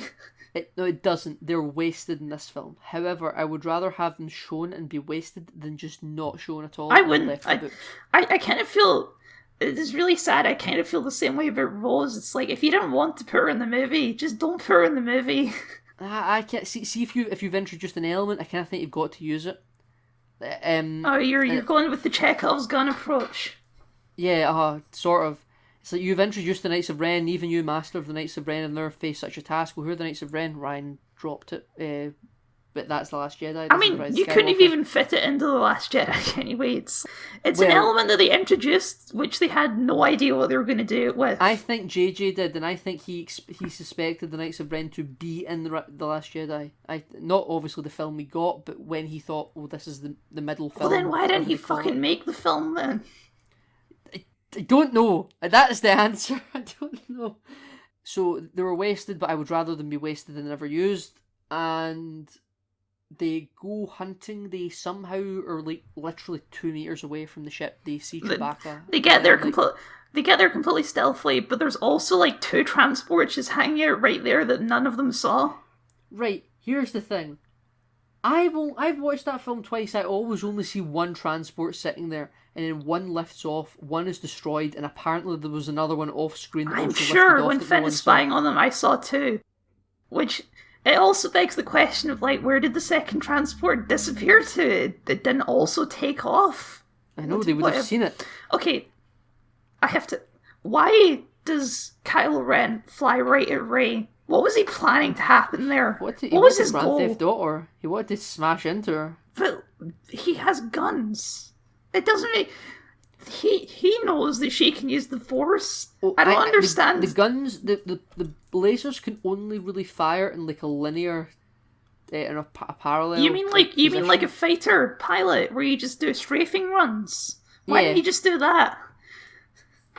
I can't. That would have been. They wanted the shot. Okay. That's literally, they wanted a shot for the trailer and they rolled backwards. So she does a cool flip. She cuts the tie's wing off, which I thought was a great little sequence of like the tie slowly kind of spinning out of control, and it flips. Oh, it's a nice. I know why they wanted it. It's a nice shot. It just doesn't make any goddamn sense. Yes. Then he gets out the TIE fighter. And he takes his helmet off. Gets his helmet off, and he's walking with his helmet in his hand, and I'm like, I'll put that on if I were you. Get some sunburn out here. And meanwhile, the Knights of Ren kidnap Chewie without a single noise. Yeah, without a roar from Chewie or anything, and it's just fine, and he's not drawing attention to the fact that there's a ship on that hill, because they're all ignoring that ship on the hill. Is this the conversation where they talk about her? No, because this is when... Yeah. What were they talking about? They were talking more of just the same conversation they were having before. Yeah, I don't really think they speak much in this sequence, but it's more, it becomes a forced tug of war. Oh, yeah, okay. And then she uses force lightning. I like which that. I thought it was cool, but I'm gonna go. Force lightning isn't genetic. You know, Count Dooku wasn't related to Palpatine unless he was. No, it's a force power. It's a dark side of power, but the way it's used in this film, it struck me as like, oh, she can use it because she's a Palpatine. It's like that's it. That's never how I interpreted it. Because I don't think by that point we know she's a Palpatine, do we? No, but that's the first. That's foreshadowing, is what that is. Yeah, I suppose so. But it worked for me. And then I didn't buy for a second that Chewbacca was dead ever. Right, it's such a pointless. He only stays dead for about 10 minutes in the film, in the eyes of anyone. It's such a pointless side quest. I didn't buy he was dead either. However, I think the actors done a brilliant job of selling the fact that they thought he was dead. Daisy Ridley's scream and John Boyega's scream, and they're like, this is horrendous, he's dead, Chewie. I think they do a great job at selling it, like emotionally I'm with them. I'm like, oh my god, they think they've killed Chewie. I say think because I know he wasn't. Because again, trailer, you know. Okay, so she doesn't even run back to the ship, really. She does like a sort of jaunty jog while Kylo Ren just watches. He's like, okay, bye. I can use my force ability to freeze you and walk over to you and kidnap you. I suppose he's in a crashed TIE fighter. He never had the walking room. And then they decide, okay, we need to go to the snowy planet. I can't remember its name. Pisana I can't remember. It's a cool looking planet. I like it. Yeah, it's like a... And they're sneaking around, and it's a nice little scene. And then they run into Zori Pointless. My favourite character is Zori Pointless. That is also my favourite character, Zori Pointless. Doesn't do anything. She does slightly more than Captain Phasma. But, here's her purpose. She's there to prove that Poe Dameron isn't gay. That's her entire character point. She's there to give them a magic space medallion. Abrams' friend a job. Can we talk about the magic space medallion? Sure. I don't think it's the concept of it. I don't think it's that outlandish. I do think the fact that when it fits into the 30-year-old ship. Yeah. I think that's ridiculous. It doesn't make any sense. Why would it do that? Why would that ship that's not even of Imperial or First Order design have a slot specifically for coins? It just looks silly too. It's like this weird like space coin. Yeah, I'm fine with it. Imagine you're on like a First Order transport and it's a way to like, like in Return of the Jedi when they're transmitting codes to the Super Star Destroyer to get onto the planet. Sure, I don't know why it was necessary in the film though. Because they had to go there to get the translation from the dagger, and then they had to find a reason to get onto the Star Destroyer to rescue Chewie. With my other favourite character, tiny friend. Babu Freak. Babu Freak. Babu Freak. Everyone's loving Babu Freak. I'm seeing all these reactions. Are you serious? Crazy for Babu Freak. Babu Freak's my favourite character, and they're not. I thought he was such a pointless joke character. It's like, it's a little tiny guy and he doesn't speak English, and then he cheers. It's like, wow, what an original concept for a character. I didn't mind Babu Freak. I got a little kick out of him. He was fine. People, I don't like him as much as a lot of other people are really going up to bat for him. Like they're like, he's on the same level as an Ewok. That's where he's at. I wouldn't have even put him that high, but yeah, I suppose. Gets the translation. They do a little good C-3PO moment. Zori Bliss and Poe go into the roof and they're like, you were a space miner and you were stormtrooper and you were a scavenger. There's good little bits of humour. There's that scene where he's like, I'm looking back at my friends and all I could keep flashing in my head was Anthony Daniels like, oh yes, C-3PO is the best character. This is C-3PO's big moment. This is going to define C-3PO. He's the That's true what the hero Who's of the Star remembers. Wars films. It's Yeah. like, that's all I could think about was Anthony Daniels' ego while that scene was playing. He was like, "This is just the best. This is my peak moment." It's so poetic. George never let me do this. I am now having my chance. I'll show that fat old man. So, they turn him off. So Kylo Ren's Star Destroyer shows up. I can't remember how they tracked them this time. They just found them this time. How did they track them the second time? I think it was because they were when they're walking around on the planet, and then just after Zori's like, "I'll take you to Babu Freak," and they walk away. Oh right, they have The like the Knights of Ren turn the corner. Oh, that's right. The Knights of Ren were there, but how did the Knights of Ren find them? When they're in the asteroid field after they leave the sand planet. Oh and yeah, they're, like, you're right. They do the Boba Fett and they track the him. Boba Fett track. I don't know why the Knights of Ren ship has like exhaust fumes. It's very weird. Yeah, it's a strange design all around. Okay, Knights yeah, of Ren show you've up. cleared that up. I forgot about that little scene. Right, Okay. okay. So we've tracked them there. Kylo Ren shows up. And then Rey force senses that Chewbacca is actually alive. Yes, he's not dead. He's So on the they ship. go And Zora Bliss gives up her medallion. because almost she immediately, even though they established the medallion in one scene, and then like the next scene she's in, she gives them the medallion. There was no conflict whatsoever. I know, it was like, it's a high value item to her. Like, that's her ticket out of here. I just hand it over. Zori pointless. What a character. Yeah. She was meant to sell toys and be a cool visual. She was Yeah. the Captain Phasma of this film, except she was the good one and not the evil one. And God, then okay, we so- move on to... So they Star have Destroyer. like the same scene as rescuing Princess Leia from the Death Star. How so? Well, they try to. Like, they land, and instead of sneaking in, they just shoot their way through, which I thought was Running gun. so silly. I'll try to shoot There's like my way out and 1,000 mix things up a stormtroopers. little. There's just thousands of stormtroopers, and they're just gunning them down with no issue whatsoever. It's not even It does lower the addressed as a stakes. problem. Poe does get They're- shot. They're like the battle droids in the prequels. The stormtroopers in this film. They're so useless. It is ridiculous. But again, Poe does get shot. and Okay, then in they the get arm, captured. sure. And then they get taken over to a shooting gallery, even though Poe is like a leader of the resistance and probably has loads of secret information to interrogate out of them. Like the planet the Resistance are hiding on. They were interrogating Chewbacca. I guess they didn't get any information out of Chewbacca, but they were interrogating him. They find him in like the torture room. He used to fly with Han Solo, Kyle. That's why he's important. He used to fly with a dead man. And they call him like a beast so that we can establish that the First Order are in fact racists. Good Yes, to know. they are. They are. But, you know, I was surprised when I saw that in the Knights of Ren they weren't all humans. Yeah, because cool designs to sell toys, Nathan. Yeah, cool. You never know. I mean, you only saw one of their mouths when they were. It's repairing like the helmet. Inquisitors. It's like we're racist unless we can use them. Yeah, that's true, I suppose. So then we decide that we are going to have Rey go to... Right, for some reason, tell me where my friend's belongings are. And his belongings are in Kylo Ren's quarters. No, she doesn't even go to Kylo Ren's quarters for Chewie's stuff. The Chewie stuff just happens to be there. I thought that's why she went there, to get his stuff. No, but it happened she to be went his there quarters. because she like force sensed. I think she force. What did she?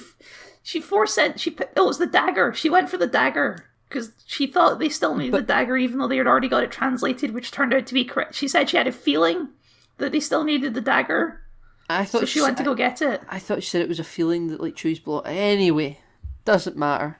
She went and got the dagger in his quarters. They also had Chewie's stuff in there. Then they force time. I predicted in the trailers, by the way, this was a force time, but I got it flipped. I thought Kylo was in that white room. I didn't know it was his quarters at the time. I thought Kylo's in that white room, and she'll be somewhere else. Turns out she was there, and Kylo was somewhere else. And I thought that was a great scene of like they kept like they would do transitions of like one of them walks past the camera and the environment changes. That Yeah, was great. and like the debris would go from one set to the other set. Yeah, Darth Vader's It's all really helmet. cool. But also, is this the conversation where he says that she's a Palpatine? Yes, it is. Because this conversation played out to me like a Spaceballs skit. Where he's like, I didn't technically lie to you in the last film when I said your parents were nobody. It's from a certain point of view anyway. It was scenes like that with the, they were no one because they chose to be no one. You're Palpatine's granddaughter. I was like, these lines are very painfully, obviously lines that are doing damage control from The Last Jedi. Those lines are trying to retroactively change that film. I don't understand why they wrote it that way. It's like, it would have been fine if Kylo Ren had just lied. That's fine. You can just say that he lied, but it's just like, no, I didn't technically lie to you. I was just pulling an Obi-Wan Kenobi. They wanted to redeem him later. They couldn't have him lie. So I knew that we'll get to Kylo's redemption. We'll get to it. They find out they have to go to the Endor system. Okay, no, before that, she, knocks the Darth Vader helmet into his place, and that's how he knows where she is, and I thought that was cool. That was cool. It's like, so there you are. It's a cool little... Even though earlier in the movie, they show that the Darth Vader helmet is in, a box. But then, in this next scene, it's on a pedestal. I don't really understand that. Kylo Ren, the only reason it was in a box is because he was taking it from Starkiller Base, I think. And that was, his moving bag. And now he's it's set up on the Star Source. He hasn't even moved in yet. How long is it supposed to have been since the last film? I think a year or so. Okay, and he hasn't taken it out of the box yet? It takes some time. Remember when The Incredibles moved into their new house and Helen Parr makes a comment about we finally unpacked the last box and now we've officially moved in. Ha ha ha ha. What a great reference. Okay. What a great callback. So, how do they figure out they have to go? Oh yeah, the dagger translation told them they have to go to Endor, but they sidetracked to rescue Chewbacca. Yes. And then they have the scene where Hux rescues them and then dies immediately. It's like, okay, whatever. I thought they were going to keep him around a little bit longer, and they just shot him. But completely stole when they shot him. Rebels. I don't know if it was supposed to be a joke. If we were supposed to be intimidated by this bad guy, but to me it was just like, oh, there goes that interesting story element. Whoa, oh well, whatever. Yeah, whatever. So they then go to Endor. Is it Endor or is it one of the planet of Endor? Right. The forest moon. It's always called the forest moon of Endor. So I assume that they went to the actual planet Endor. Yes. That's my assumption. I have a feeling this is going to be... Now, I mean, you agree on this. I happen to believe, though, this is going to be a point of contention for people. They show the Ewoks in the last montage, and they're still on a big foresty planet. I know. I don't know why they showed the Ewoks. It's like, hey, you remember Ewoks? It was a nice They've got nothing to do with this movie. Sorry, I'm yawning. Okay. So we're on Endor, and coincidentally, there's a bunch of former stormtroopers here. Why are they here? I like that. I those characters being former stormtroopers contributes absolutely nothing to the plot whatsoever. There's no reason for them to be former stormtroopers. It was something about how when they're used later, how do you know they're trained how to fight? Oh, because they used to be stormtroopers. Now they could have just been a rebel faction. I think it gave Finn something to do in terms of relatability with these people. I like the concept of these children that were indoctrinated have broken away. I liked it. Now, ultimately, the film didn't do anything with it. The film wasted it, but I do not mind it being introduced. The fact that they can break their conditioning really draws into question how much they just murder stormtroopers. Oh yeah, that's always been a joke though. From A New Hope, Luke Skywalker killed however many millions of people in the Death Star. Okay, but in the stormtroopers in the original trilogy are just evil dudes. But in this film, it's like they had a whole scene in The Force Awakens where it's like, oh yes, our soldiers are brainwashed from birth and we don't use clones because we're not the prequels. But ever since that, it's been like, okay, but why don't more of them just realize that they're evil? It does. Well, that's what this film does, except it doesn't do Killing anything with it. brainwashed children is highly immoral. I'm gonna say. I'm gonna put that stake in the ground. Well, you're not murdering them because they're like not doing anything. They're like, when they're on Kylo Ren's Star Destroyer and they're killing them, it's because they're going to shoot them back to try and stop them and capture them and then execute them. Apparently, so you're not going to just say, "Oh, we can't kill them. They're in the way. They're bad people." It's just like they never address it in the films ever. Yeah, well, that's the thing with just all of Star Wars at that point. So they decide. Okay, stormtroopers. This character, I can't even remember this bull lady's name because Jana. she's even more useless than Zori Useless. Her name is Jana. Zori Pointless. Jana? Is that okay? Yes. Jana and Zori Bliss. She's even more pointless than Zori Pointless. She does nothing in the whole film but stand next to Finn. That's her role in the film, is to stand next to Finn. Horses. It was just to like, it was to like, from a script point of view, it was to give like a figurehead to this group of people. That the fact that Stormtroopers is immaterial. Like this entire group of people was pointless to the plot, though. Like if they weren't you could there, have them later. But you didn't need them later. They could have just been resistance fighters running along. True. Here's my thought, right? Because this character, Jenna, in the last battle, the whole time I was like, I feel like in the original draft of the script, this was Rose. It feels like this is where Rose should be right now, is next to Finn. It's very possible. Is that just me? And they have that scene where it's like, these were supposed to be the rabbit horses instead of the boar horses. And it's like that scene from the last movie. It's like a callback, but it's not, so whatever. Yeah, I know. So, they say these waters are too treacherous to cross. You can't cross these waters. Then Rey crosses them fine. Absolutely nonchalantly. And then, it's not like you can even say it's because of her Jedi powers, because then Finn and Jana cross unharmed as well. What? There was no reason for them to cross. They don't actually do anything while they're over there. Well, they didn't know Kylo Ren was going to show up. They were running to try and stop her. You've got to contextualise what they know. They're trying to make sure that she's fine, you know. As far as they're aware, she's going to have to come back to the Millennium Falcon, so they're going to help her. The fact that Kylo Ren shows up and wrecks shop is immaterial at that point. Oh god. Okay. So the cross. Oh, I want to mention they do a Goonies thing. Where they pull the little tab out of the dagger. I laughed. That time I actually laughed. It's so ludicrous. It's like, oh, it's actually a map. How did this dagger map the wreckage of the Death Star? Because apparently the dagger must only be less than 35 years old or something. They introduced it like it was this ancient dagger, but it's not. Jedi. It's just... So, when they do the sword tab or dagger tab, it must be less than 35 years old, because that tab just wouldn't have worked when the Death Star was in fully functioning form. It's not even as if it was like a big... It was in his throne room. That's like the first place I would look. Well, it was in his vault. The holocron was in his vault. Which was behind his throne room. It's literally the first place I would look. It's as soon as I saw they were going to the Death Star wreckage, it's like, oh, they're going to his throne room. Of course they are. Well, where else would they go in the Death Star? I like John Williams' music score there, because it was the same from the end of Return of the Jedi when Vader died. This is the thing. Can you think of any of the original tracks in this film? I can't name them, but I can think of them. There's Kylo Ren's theme, but they upbeat it. It's like a whole new... It's the technical thing. It's the same. That's a theme from the previous films. But it's reworked. It's in higher tones. Fuck off. Right, okay. But, the score of this film was only good when it was remixing previous scores.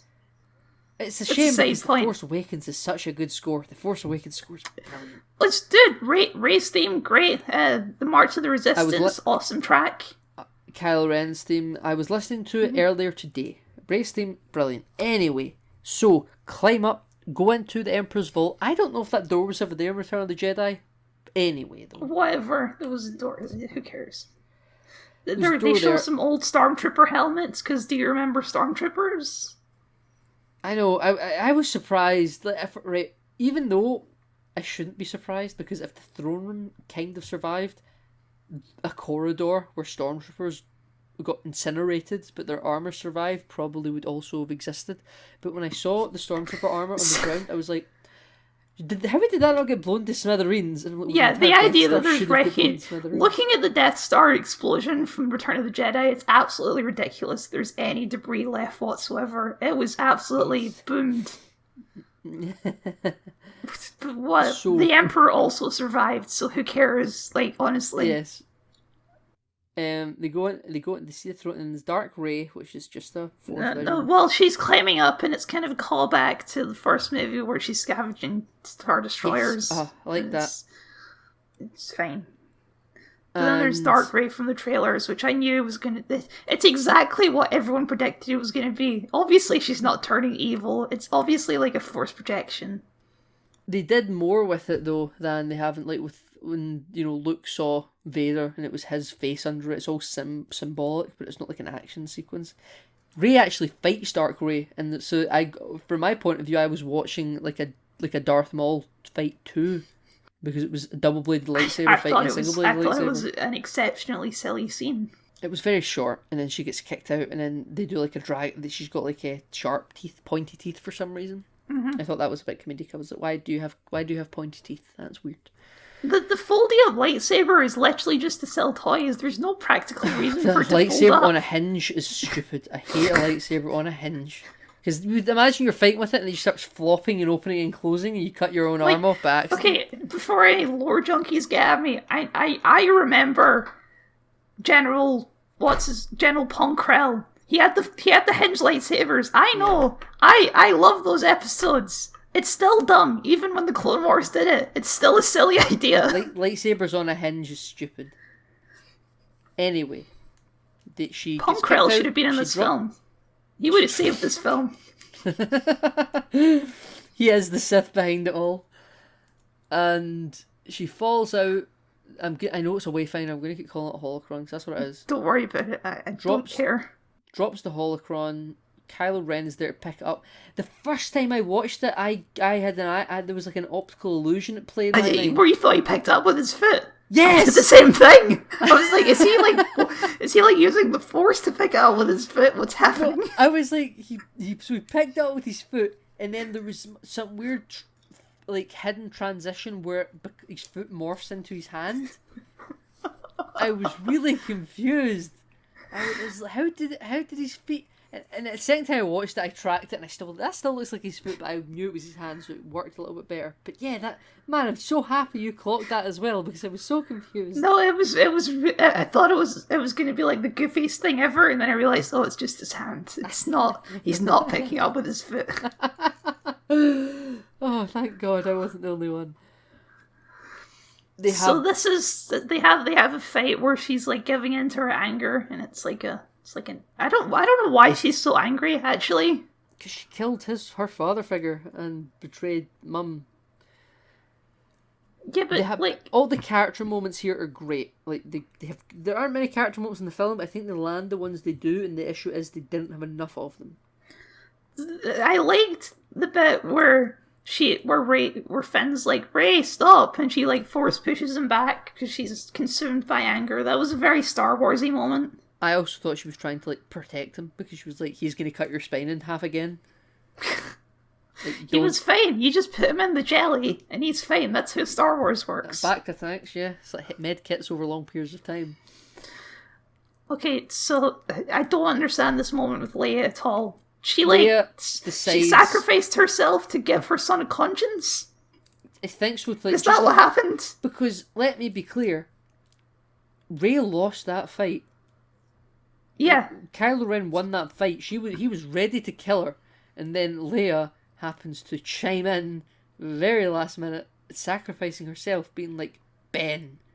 Now, if she could have done that the whole time, why didn't she do it like in The Force Awakens? It doesn't make any. I don't know what they were trying to indicate with that whole thing. It really seems to me like she died to give her son a conscience. Yep. And that's what. That doesn't really seem like redemption to me. That's not what a redemption story is. Right, but he hasn't turned yet. He's still a baddie, right? He gets stabbed, Rey force heals him. At first I thought she took his lightsaber, by the way, in that moment. I thought she ran off. So did I. I hers. thought she did that too. And she gets into his TIE Whisperer, and she flies away to Ahch-To, and everyone's stuck on the Death Star. Like, what the fuck do I do now?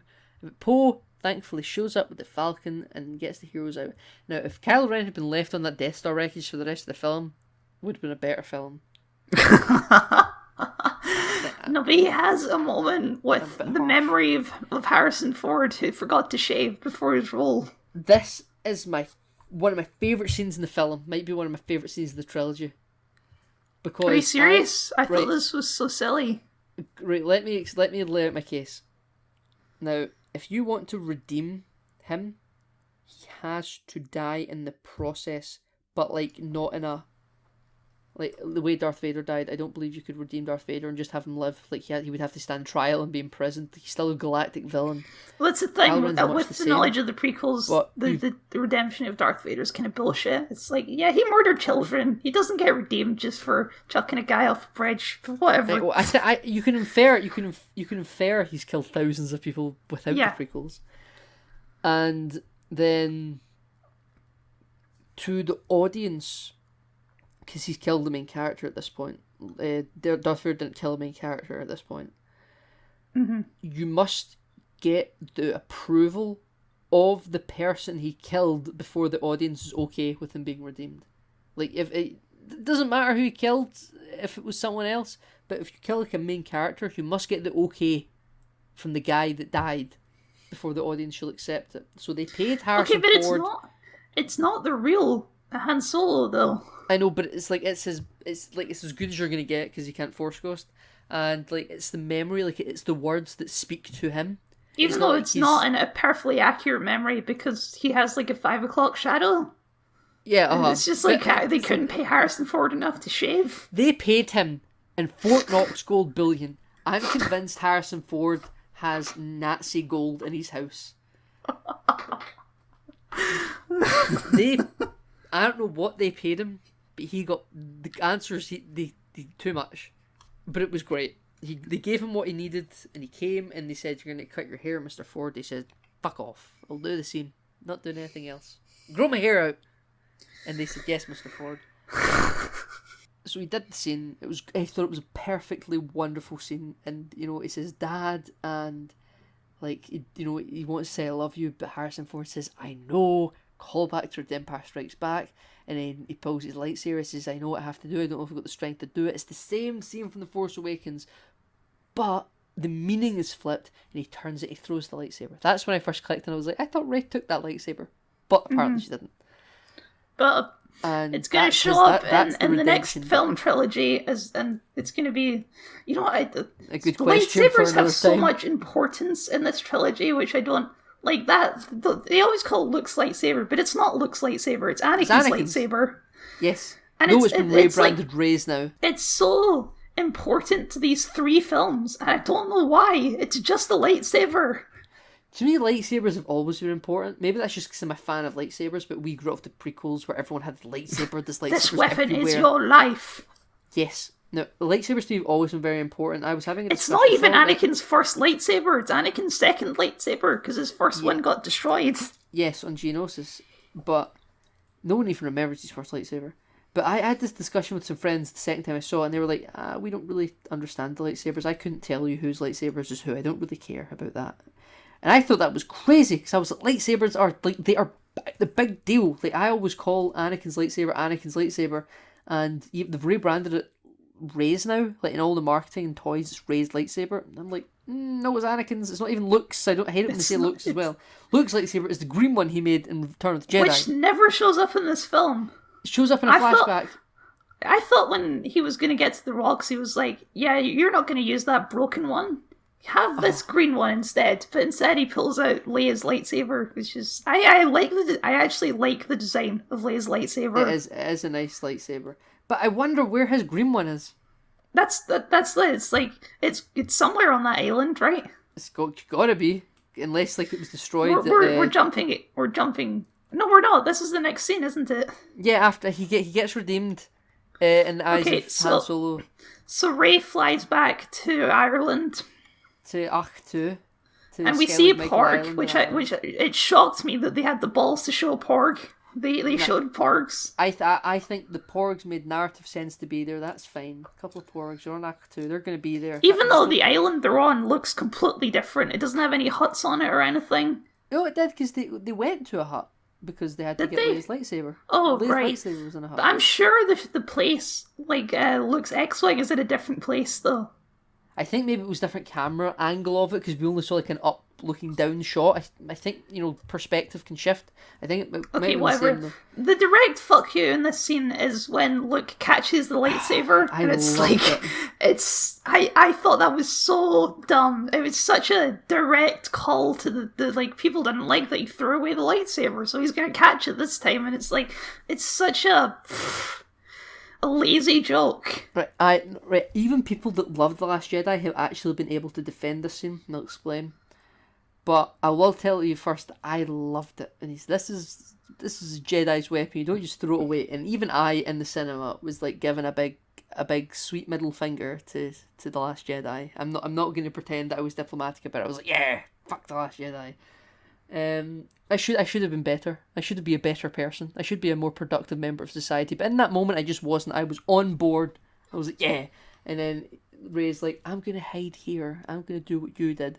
And he's like, I was wrong. And I whispered to my friend in the cinema, damn right he was wrong.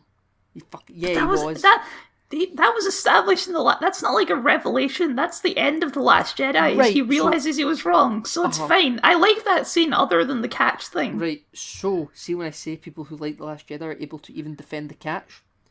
It's because in The Last Jedi he has an arc. He is at the start of the film, he's like all grumpy and throws the lightsaber and to no end, it annoys everyone. And then at the end he comes back, even though he doesn't leave the island. But he comes back and he faces down the whole First Order with a laser sword by himself. And that's exactly what he says he thought he wasn't going to do. So he's got an arc, and he's yeah. But he's got an arc. But I think a lot of people conveniently forget that he's still a bit of a coward because he stays on the island. Didn't have to. Could have came out and been part of the active resistance in the third film. And then maybe died halfway through like Obi-Wan, and then been a ghost for the second half of the film instead of being a ghost for the whole film. But that's me writing a film that doesn't exist. And so I get it. Like, he technically has an arc in that film. So for him to admit he was wrong and afraid, that's technically something he also, not in words, but in maybe actions, kind of admitted in The Last Jedi. So I get it. But the catching the lightsaber, I think probably a lot of people don't like that, even do like The Last Jedi, maybe agree that chucking the lightsaber away was a bit much. Maybe you don't. Maybe you're fine with it. I like that. I thought it was fine. I think a lot of people have come around to the way of thinking of, even if the arc of being a old grumpy hermit is fine, I think maybe people agree that the lightsaber was too much. So I think maybe catching the lightsaber might have been a bit of a that not that The Last Jedi itself was bad, but that specific action of throwing the lightsaber was a bad call. I was fine with it, loved it. Don't throw it away, walking out the flames, really cool shot, I thought. And I thought that he's just going to disappear, then reappear later. But no, he was just kind of sitting down and having a chill. Like, I thought they were going to start drinking tea. He was doing the Ben Kenobi, and they had the bit that was like extremely fan servicey, but it did work on me, where he pulls out the X-Wing, just like Dagobah when he couldn't do it. You couldn't do it. That worked for me. And he had a smile on his face. We haven't seen Luke Skywalker smile through most of this trilogy, right? He's been a grumpy old man, and just to see a little glint in his eye, and a wee smile as he's lifting the X-Wing out, and he's like, I can fucking do it. So good. And brilliant. Mark Hamill is gem of the franchise. He's the crown jewel. And I was so happy to just see him do Star Warsy stuff on camera. I didn't care about having my expectations subverted. This is what I wanted, and I was serviced very well as an audience member. So after this is when they blow up the desert planet? No, they blow up the snowy planet. No, I thought they blew up the desert planet. No, it's a snowy planet because when the Imperial Star Destroyer somehow was able to pilot its way out of Well, look, they had the signal up at that point, so it's fine. So why they had the tower? Remember, the original plan was to blow up the tower. Yes, And so General the tower Pride was working General at that Pride point. Was a smart man that knew. Oh, we're not going to let him go for the tower. We're going to put it on the ship. But why didn't they just put it on all of the ships? It doesn't make any sense. I know. They were, you know, in Star Trek Generations, where everything gets installed next Tuesday? That was the towers. When they get installed? Next Wednesday, you know. And they decide... I'm just giggling. It's so dumb. We're gonna blow up the snow planet, and the reason I know it was a snow planet is because when they shot the laser, and then they do like a camera on the planet looking at the explosion happen, I had to take a double take and be like, is that just the same shot they used from The Force Awakens? They reversed the shot. Yeah, instead of the shot firing out of a snow planet, it's hitting a snow planet, because it looks so similar. Maybe they made it darker at night time or something, I don't know. But it took me a couple of beats to be like, what the hell is happening here? And okay, it's like blow up a planet they know. It's like, you mean the planet they were on for 5 seconds? Yeah. I don't know if I'd call it a planet they know. If they blew up like, I don't know. This is the thing. They don't have an emotional relationship to any planet in this film. Maybe if they blew up Act 2 after Ray left, maybe. Okay, sure. But they get But anyway, so this is when I laughed. I laughed. So, the Death Star cannons. in the first film, The Force Awakens, Starkiller Base can blow up planets. Fine. It sucks in the sun and it blows up 4 planets. Power of the sun to blow up multiple planets. This ship can just blow up a planet. Fine. Yeah, it just has sun. You know what it visually reminds me of? It reminds me of the bunker boss in Borderlands 2, where it has like the big cannon hanging under it. That's what it looks like to me, and that's what I kept thinking of throughout the film. To me, it looked exactly like the components of the Dreadnought cannons that could just blow up tiny regions in The Last Jedi, and they just reused that element from the CG models. Okay, now, I know the Death Star worked using kyber crystals, but I don't think they've got kyber crystals inside these cannons. No, these are just a Deus Ex cannon bomb. Yeah. Like, I don't know if you call it Deus. It's just like, we need something to add tension. We need to keep raising the stakes. The worst part of it is it's completely unnecessary. Having the giant fleet of Star Destroyers is actually threat enough in this case. You didn't need them to be also Death Star capable. Yeah, Pride's like, it will increase our numbers 10,000-fold. You know, that's your threat. There you go. They can blow up planets too. Oh no. And it doesn't raise the stakes, really. I think now, I know it's convoluted, but I think they've done it as a way to explain how you can then destroy the Star Destroyers, because they're like, target the cannons on the underbelly and it will cause a chain reaction that will destroy the entire ship. That leads into another thing that really bugs me. Is like the final fight. It's like a small group of fighters and they're all getting blown up. But then every ship in the universe shows up, and suddenly those fighters can do like uber chat. They put on the superpower cheat, and they can suddenly blow up a Star Destroyer in 5 hits. And it's like, wait, they don't have shields around those cannons. They just blow up. Well, this is ridiculous. I'll reference Star Wars Battlefront 2 and say, when you're fighting on Starfighter Assault on Kamino, you can, like, when you're the Separatists and you're targeting the Republic cruiser in the final phase, you can like shoot on the underbelly and target that cannon that's on the underbelly of the Republic cruiser, and you can destroy that. And it can sure, but you need like 60 ships to shoot at it. It takes a while. It does take a while. They literally show a shot of, it's like a Y-wing, and it shoots like 5 shots of the thing and it blows up, and it's there were other ships shooting at it too. The camera's centered on the Y-wing, but if you watch around the Y-wing, there are other ships joining in. Okay, we're jumping way ahead right now. We are jumping way ahead. So after they have left the snowy planet, they've freed Chewie, Rey, they've went to Endor. They leave Endor. They go back to the base. Yes. And they find out that Leia, we gotta tell Leia something, but she died off screen in a really strangely shot way.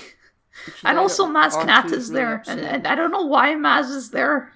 She's there. She's just there, and then Chewie freaking out, really good moment. Okay, sure, I like that. That worked for me. That's like the only emotional thing in the entire film that worked for me. And when Luke brings out the X-Wing. I mean, like, from a sad point of view. Oh, from a sad point of view, yeah, And he's really upset, and he's like flailing around, and that's like all his friends. He's still got Lando. Like, I wasn't sad when Princess Leia died because it was shot in such a weird way because they couldn't actually do it properly. They never had footage of the Carrie Fisher lying down in a bed. Yeah, I was confused that she never force ghosted immediately. Like she waited till Kylo Ren died. Mm-hmm. But so they go there. And then, like, you're in charge now, Poe. And Poe's, like, at the bedside of Leia. He's like, I don't know how to lead. Yep. And then Lando's like, none of us did. He's like, well, how did you do it? He's like, we had each other. It's like, God, you've been talking to Rose, haven't you, Lando? And they're like, yeah, you can do it. You'll do it, it's fine. And they give a rousing speech. And they get an interception from an old X-Wing called Red 5. And it's Rey. It's Luke's. Yeah, it's Rey, yeah. And she leads them through the thing. Flying to Exegol, and I'm leaving a trail of breadcrumbs for you to follow. The fact that she does that really is like an extra fuck you to the fact that the Star Destroyers can't make it through there. Yeah, it's like if Rey can fly through in an X-wing and that gives the path for every single ship in the universe to follow, then why don't the Star Destroyers already have those information? Surely Star Destroyers are too big to do all those tight maneuvers those fighter craft were doing. You would think, wouldn't you? Maybe they were just going to blow it up. Yeah, I think they might. Why don't they just blow up the nebula? Yeah, blow it with. I suppose the gases would stay, but like all the debris inside it would die. I guess that must be what that first Star Destroyer that broke out done. That Star Destroyer was never destroyed, was it? I know, but then you see a bunch of First Order ones being destroyed around the galaxy. Yeah, because apparently destroying the secondary fleet also inspired the rest of the galaxy to shoot the other fleets. So Here's the thing. I really like the scene in The Last Jedi where they put out the call for help and no one comes and it's like hope is gone. It's the dark moment, right? And this is clearly a callback to that, but they do it in such a it doesn't make any sense way. Where it's like, oh yeah, we just needed Lando Calrissian to say it, and that now it works. So you didn't build up that there's hope now. I think what they were doing, and I'm not saying this is what was intended when they made The Last Jedi, but what's happening now is that call that was sent out in The Last Jedi was meant for like allies of the Resistance, but like a navy. And then in this film, they're like, it's not a navy, it's just people. Like the original distress call from the Battle of Crate was like an official thing for other official. It's boys with brooms. Yeah. Now this is just it's the people rising up. You know, the Second Amendment. Woo! That's yeah, and that's a really odd message to put in your film, J.J. Abrams. Condoning like personal weapons, you know. Here's I can kind of like. The reason no one comes in The Last Jedi is because they don't have a plan. They're just asking for help, and it's like, we're not going to risk our lives for that. But this time, at least, like, they have a plan, so I can kind of buy it from that perspective. Yep. But it's like the amount of ships that shows up is just absolutely ridiculous. It's comedy. The entire sky fills up with all these ships. But there are lots of small ships. If it was like a big fleet of like cruisers the size of the Sith fleet that matched it, I would be laughing. But lots of the small I'm like, well, they're all. I think they were going for like a Dunkirk thing, but in Dunkirk they're all little fishing boats. These are like mercenary ships. I was surprised Slave 1 wasn't there. I saw the Ghost. Good to know the Ghost is still kicking. Is the Ghost in there somewhere? Yeah, the Ghost's also in the trailer. You can watch the trailer and you'll see the Ghost. It's right behind the Millennium Falcon. I never spotted it. Right, well, if that's nice. I'll give them that. That's a nice little Easter egg. It was in Rogue One too, so it's nice to see that it's still kicking. It's a good ship. It's a good ship. I wonder what happened to its crew. Probably never find out. Never find out. Well, we know Ahsoka's dead, but we'll get there. Apparently she died off screen somewhere. Yeah, so and she died off screen as a Jedi, which seems very out of character. I also think that that I saw the ship from The Mandalorian as well. I think I did. I'm not sure. But there was the Fortress bombers from The Last Jedi. There was other various ships. I thought I saw Separatist cruisers. There weren't, but I could swear I saw Separatist ships. I thought I saw Separatist ships as well. The big lumpy ones. Yeah, I think it was just Mon Calamari ships. Mm-hmm. It was just people, and a bit before that when Poe and all that leave to go fight, and they're like, more people will come, and they come out of hyperspace right into the shit show. I'm like, why did you go before the reinforcements were ready? Why did you think you were going to survive? I didn't. That was like, it's like their last ditch effort. They need to stop it. They have to go now. That didn't bother me. Oh, it did completely bother me because the second they dropped out of hyperspace, there's like, you only see like, 12 resistance ships, but you know there's a Sith fleet of Imperial cruisers out there, and you're fine, okay, we'll do it.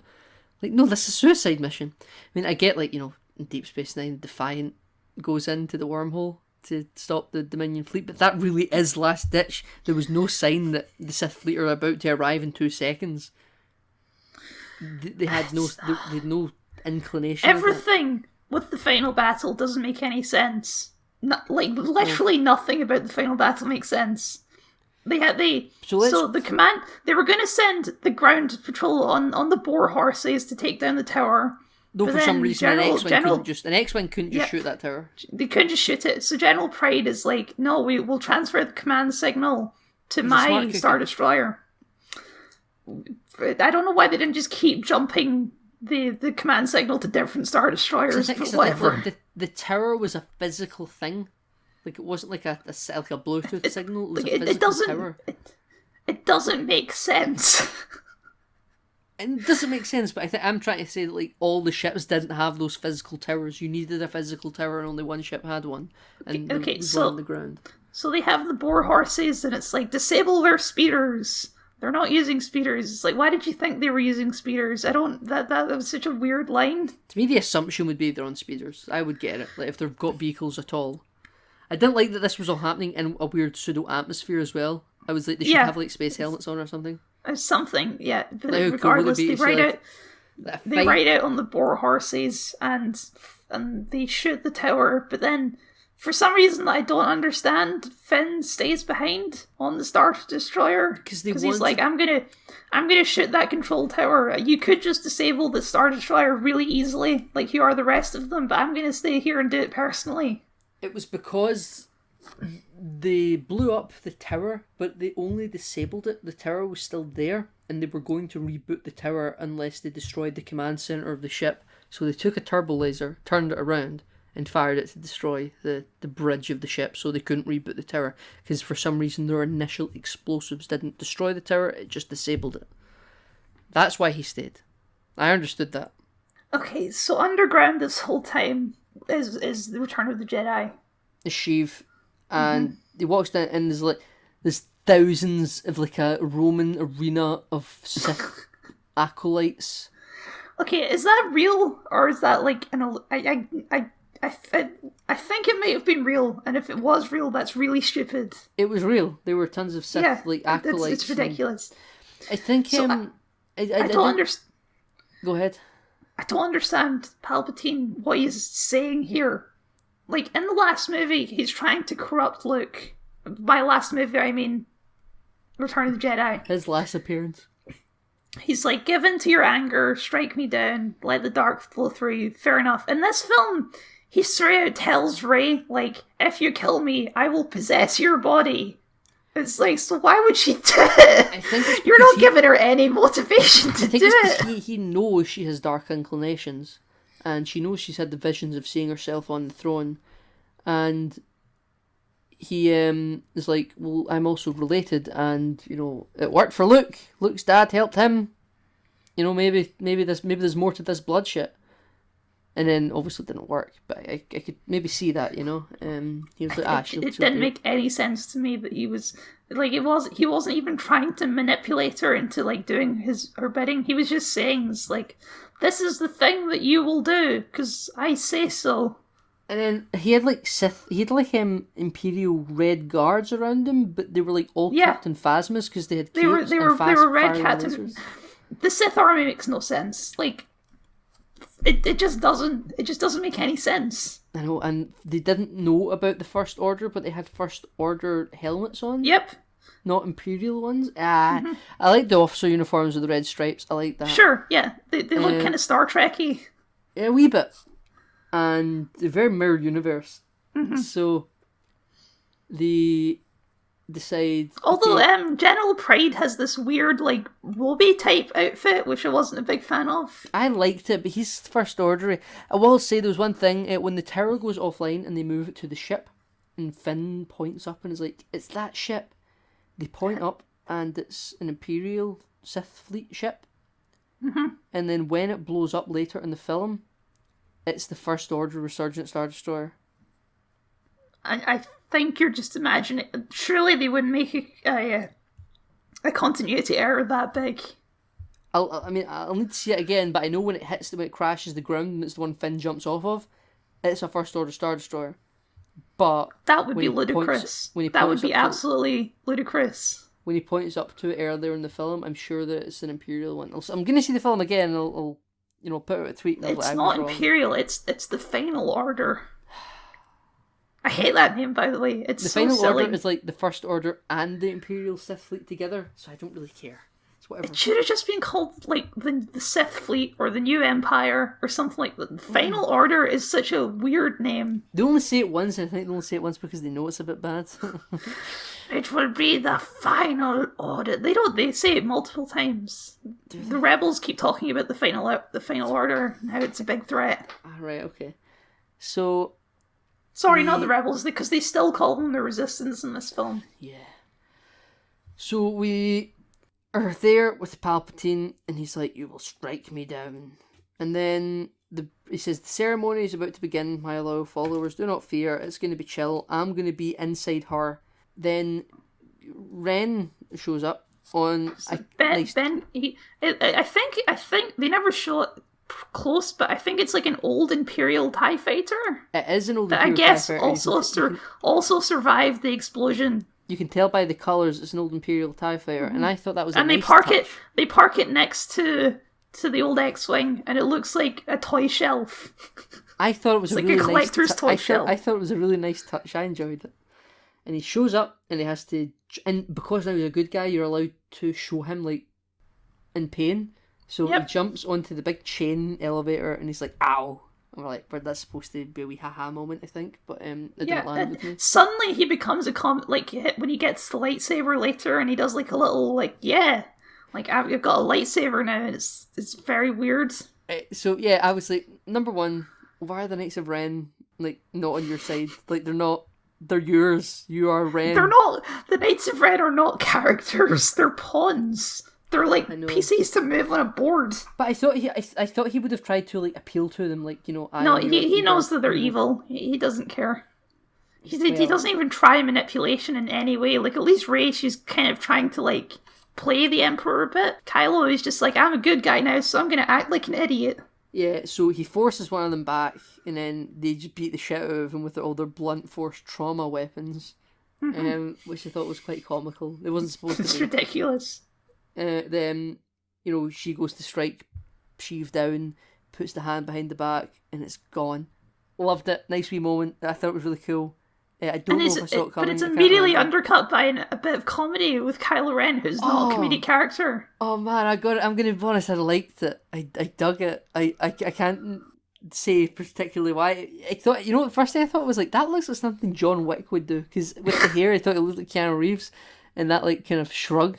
I was like, that looks really Keanu Reevesy. But then someone said to me, it was a bit more Han Solo-y. Because Han Solo does the shrugs and all that, and the hand stuff with the blasters when he taps the scout trooper on the shoulder in Return of the Jedi, and he turns around and he sees all the rebels standing there. Is that what they were going for? I think so. It didn't occur to me at first. I thought it was the weird For John that Wick whole scene, he felt like a different character. For the rest of the movie, he doesn't feel like the continuation in any way. It's literally like his conflict like is over. It's like Leia made him a different character by dying. The conflict is now over in my mind when I'm looking at him. Like, he's decided he's going to be good. Yeah, but just because he decided to be good doesn't mean he's like suddenly a different person. I don't think he was a different person, really, in my mind. Anyway, I was like, you're not conflicted anymore. You've now, and I suppose when you're falling into the dark side, you're gonna be all kind of broody. That's evil. He's now decided I'm going to be good, so now he can kind of be a little bit more lighty about it. And the conflict, and it never bothered me. So they show up, they the lightsaber on, like, they've got two lightsabers too. And I like the imagery of them, the two of them having the blue lightsabers, and it was like two young Jedi facing down the big bad. And then Palpatine, of course, just swoops them down and is like, "Oh, you have a Force bond. Give me your energy, and I will regenerate." Now, this is the part of the film, I believe, where Matt Smith was supposed to show up. He was supposed to be like a young Sidious. I think, and that isn't confirmed, but I think so. Because Matt Smith was cast in this film, and he's not in the film. And he wasn't supposed to be a cameo of, like, a celebrity, like Daniel Craig was a stormtrooper or something. He was in the film. And I think when Palpatine regenerates, he's regenerating into Matt Smith, which is great comedy to all Doctor Who fans. It's just the image of him like draining their soul out with the Force. I think he was severing their Force connection and taking that for himself. Like, the Force bond between the two of them was almost like a silent third partner, and he stole all of that life. That's not explained at all. There is some dialogue there. He says, "I will steal your bond." Oh, he says some generic evil shit, I'm sure. There he's like, their bond, but it's a power not seen in generations, and I will harness it. It seems like this wasn't even his plan. This is just like a coincidence that happened. No, it wasn't his plan. He was going to enter Rey, and Rey was going to be the Empress, but he still has some level of, like, me, Chancellor Palpatine, Sheev, I quite like this body, or I quite like me, because it's like, when David Tennant goes into Matt Smith, it's technically the same person, but the personality that is the David Tennant Doctor is lost. Oh yeah, Darth Sidious is no longer just like an evil man. He's like Sith Jesus now. But he's now like, I could just enter Rey, and the essence of Sheev and Plagueis will live on. Or I could continue to be Sheev because I quite like being Sheev. So he's like, I'm just going to remain the Emperor now because this avenue has been open to me. I don't need to give it up. My body isn't failing me anymore. I can now just be me. So I think, but when you're surely regenerating, all your scars will also heal, and he should become as he appeared before Mace Windu lightninged him. Shouldn't he have come back as good old Sheev? Good old I would have liked it more if he came back as Sheev. So would I have. However, I think the original script was he would go to be young and youthful in Matt Smith, and they cut it all. I don't even know if they filmed it. I know he was cast. Maybe they never filmed it. But then he came back as, like, Return of the Jedi. Did he look really CGI to you? Yeah, he did. He looked fake. He didn't look real to me. I don't know why they didn't just do it with makeup. He looked so smooth. Yeah, when he was dead, you think he looked more real, but when he came back with the yellow eyes and that, he just looked fake to me. He also he had like a pimp robe. Did you notice this? Yeah, he had like a red robe with like yellow highlights and stuff. And the second time I watched it, I went back to see if dead decrepit Palpatine had red. He didn't. It's all black. He's got a black undershirt, and then he regenerates, and suddenly he's in a pimpish red robe. It's so silly. Did you have a red robe that its colours were faded, and this has like regenerated the colour and the dye? So then he sits down on the chair and he shoots lightning into the sky, and he disables every single fighter in the sky at once. Yes, he's super powerful. He's ridiculously powerful. I get it. He can do it. He's super powerful. It's stupid, but he can do it. There's some weird time dilation going on there, but like while they're talking, they really should have all crashed to the ground. But it's fine. So I know. And then they're like, I am the ultimate evil. And then Ben gets up because Ben is powerful, apparently. And then there's my favourite line where he's like, just as I fell, the last Skywalker shall fall. Yes. And he shoves him down a mine shaft. Which, I believe... I don't know where that mine shaft came from. It's just there now. I believe the word yeet is being used quite a bit. This is Sparta. He was yeeted into a pit. It doesn't even matter because he survived. It was fine. And of course, he was never really gone. No one's ever really gone. No one's ever really gone. He came back. This movie makes that the most true of any of the films. And Rey then got up. I think. Did she get up? Yeah, she got up. No, that's when she's looking at the lightning, and she does, and then a bunch of Clone Wars characters talk to her, which is very weird. I like this bit where she looks out past the fight, the lightning kind of dissipates, and it's just silence in space. She's gone she's transcended the conflict. And you hear Rey's theme play, very, very little touch. Nice wee bit of filmmaking, in my opinion, in this little bit, even though the film itself's a mess. And you hear Ewan McGregor, Obi-Wan, you hear Alec Guinness as Obi-Wan, you hear Hayden Christensen's Anakin. You also hear the Clone Wars Anakin? He isn't listed, he isn't credited. I thought I heard that voice as well as Hayden Christensen. You hear Mace Windu. You hear Mace Windu. I've seen that film twice. I haven't heard Sam Jackson. I heard Liam Neeson on my second viewing. I missed him.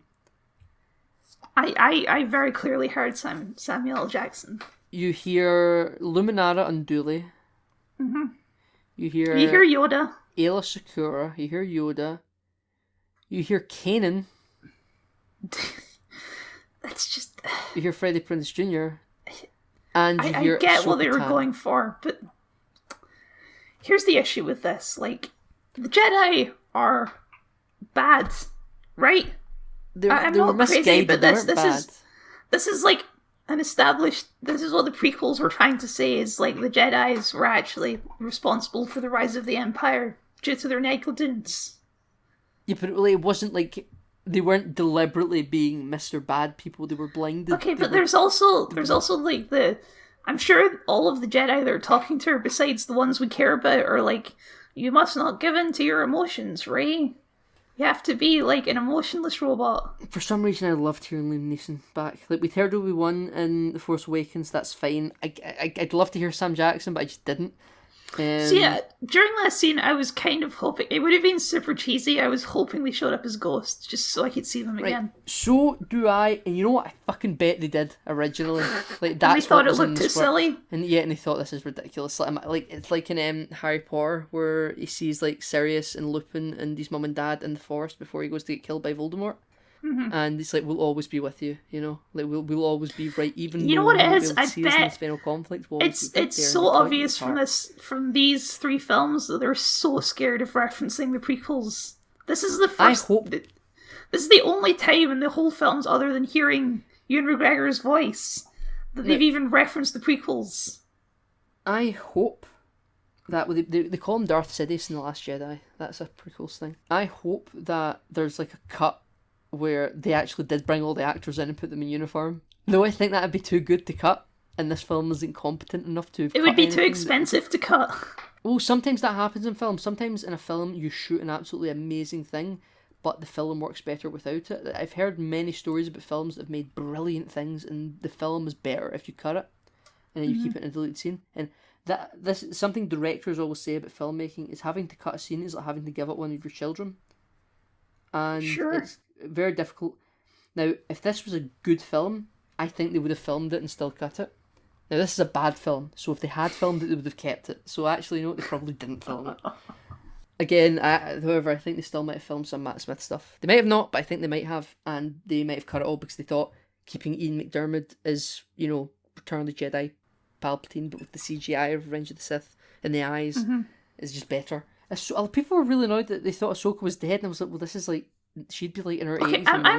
I'm fine. Ahsoka, I mean, yeah, sure, okay, she's probably dead, but my main problem, I didn't hear her, by the way. I'm just going off, I assume she's there because probably... I've heard her both They times. can probably afford Ashley Eccleston, I'll buy it.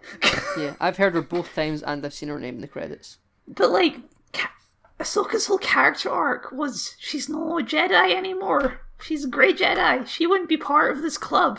Yes, but I think her connection to the Jedi is too strong. Like, she's part of the living force. You don't need to be a Jedi to be part of the living force.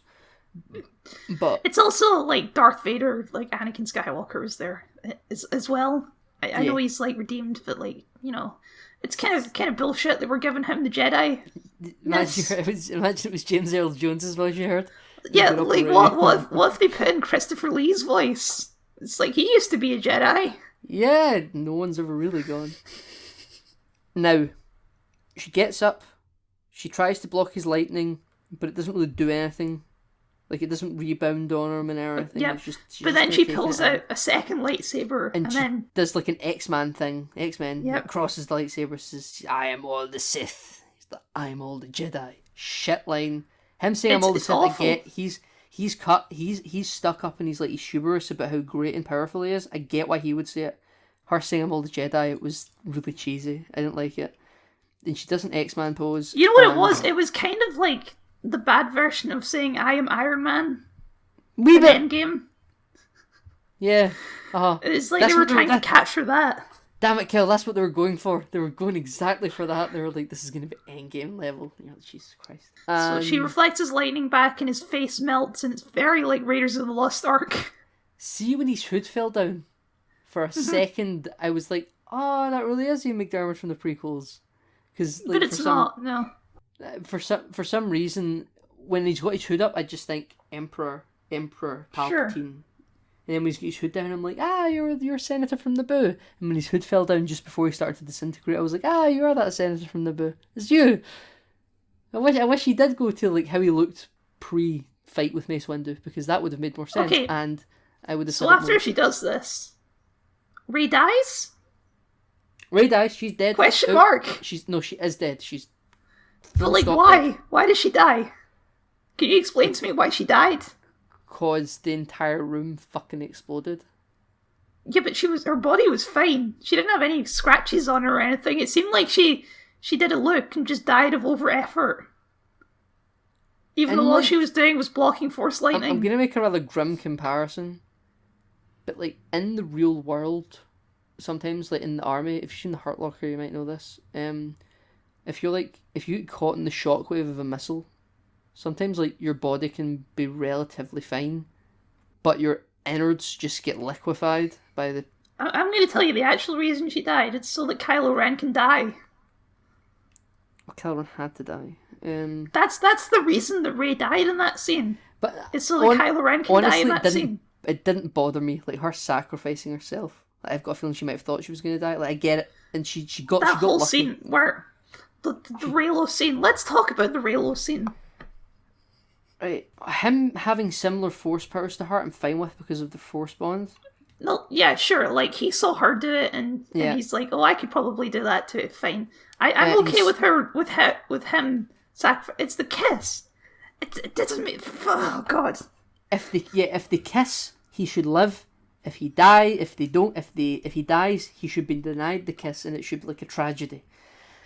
Okay. Now, I've never been a Reylo shipper, but not because I'm against it. I want to be very clear, because we've spoken about it in the past, and I spoke to it with other people. Not because I'm against Reylo as a thing, it's because I am of the impression that in The Force Awakens there's nothing there.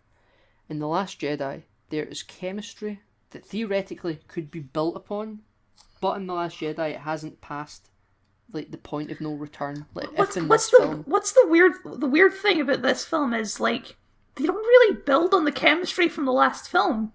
It is not really present in any of their other scenes other than this one. There's a point where she's like, "I wanted to take your hand, but I wanted to take Ben's hand." You know. Okay, sure, but I think the two of them are great together. They kiss. He smiles. It's really weird. Then he goes down. I wanted that was the last scene where I wanted to laugh. It's shot so weird, and it's like this is like a romantic moment. It doesn't really feel like it's like a Romeo and Juliet. Were they trying to do a Romeo and Juliet? I don't think so. I never took it like that. Now, I'm actually going to say something. What bothered me more than the kiss was the fact that he became one with the living Force. Immediately. He isn't powerful enough or has done anything to earn it. Luke earned it. Anakin earned it. Yoda, Obi-Wan, they earned it. Leia earned it probably over the years. Liam Neeson didn't even get it because in lore they've made it so that he wasn't done his training at the point of his death, so he could only come through as a voice, but not as like a physical manifestation. Kylo Ren certainly isn't more powerful than him. He hasn't learned that ability. That was a thing they should have done the Darth Vader thing where she like burns the body. It's like, honestly, when he died, I was like, but you can just keep going back and forth, right? The whole reason they done it is so that he can show up in like a future film as a ghost and speak to whoever the next antagonist It was is. genuinely like a moment out of fan fiction. The whole scene. It's like, and he holds her dead body in his hands, and he uses the last of his life force to bring her back. She plays dead really well, by the way. Oh, she's a great corpse. Gotta give it to her, Daisy Ridley. But before she became famous, one of her only roles was she played a corpse in like an episode of 24 or something. Reylo is like a fun meme to me. I understand why people do it. There's obviously they were doing some romantic chemistry stuff between them, but as an actual like story development, it's kind of fucked up that she would kiss him in that moment. They wanted to reward the fans. And it's the last moment. It's not going to happen again because he's going to die. Let's just have them kiss. I get their thought space. Like in their head, I get what they're doing. I don't think it's completely out of nowhere. She doesn't know he's about to die for bringing her back. She's just thankful to be alive. And yeah, we did it. And yes, you helped me do it. And we've had some chemistry. I guess. I get it. It's whatever. He died. It's done. Reylo was short and fleeting in practice, even if in the minds of fans it has been going on for a long time and will persist for decades to come. Like, he visits her as a Force ghost. And Ghost Sex, yeah.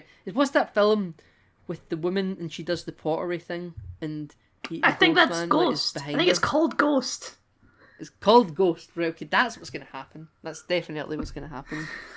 There'll be some fan art in like 2 weeks. It's going to be it. Happening. So they blow up and they show the scenes of like other First Order Star Destroyers being blown up. It doesn't make any sense, but whatever, who cares at this point? I've a question to ask you here. Mm-hmm. Now, you see 3 locations.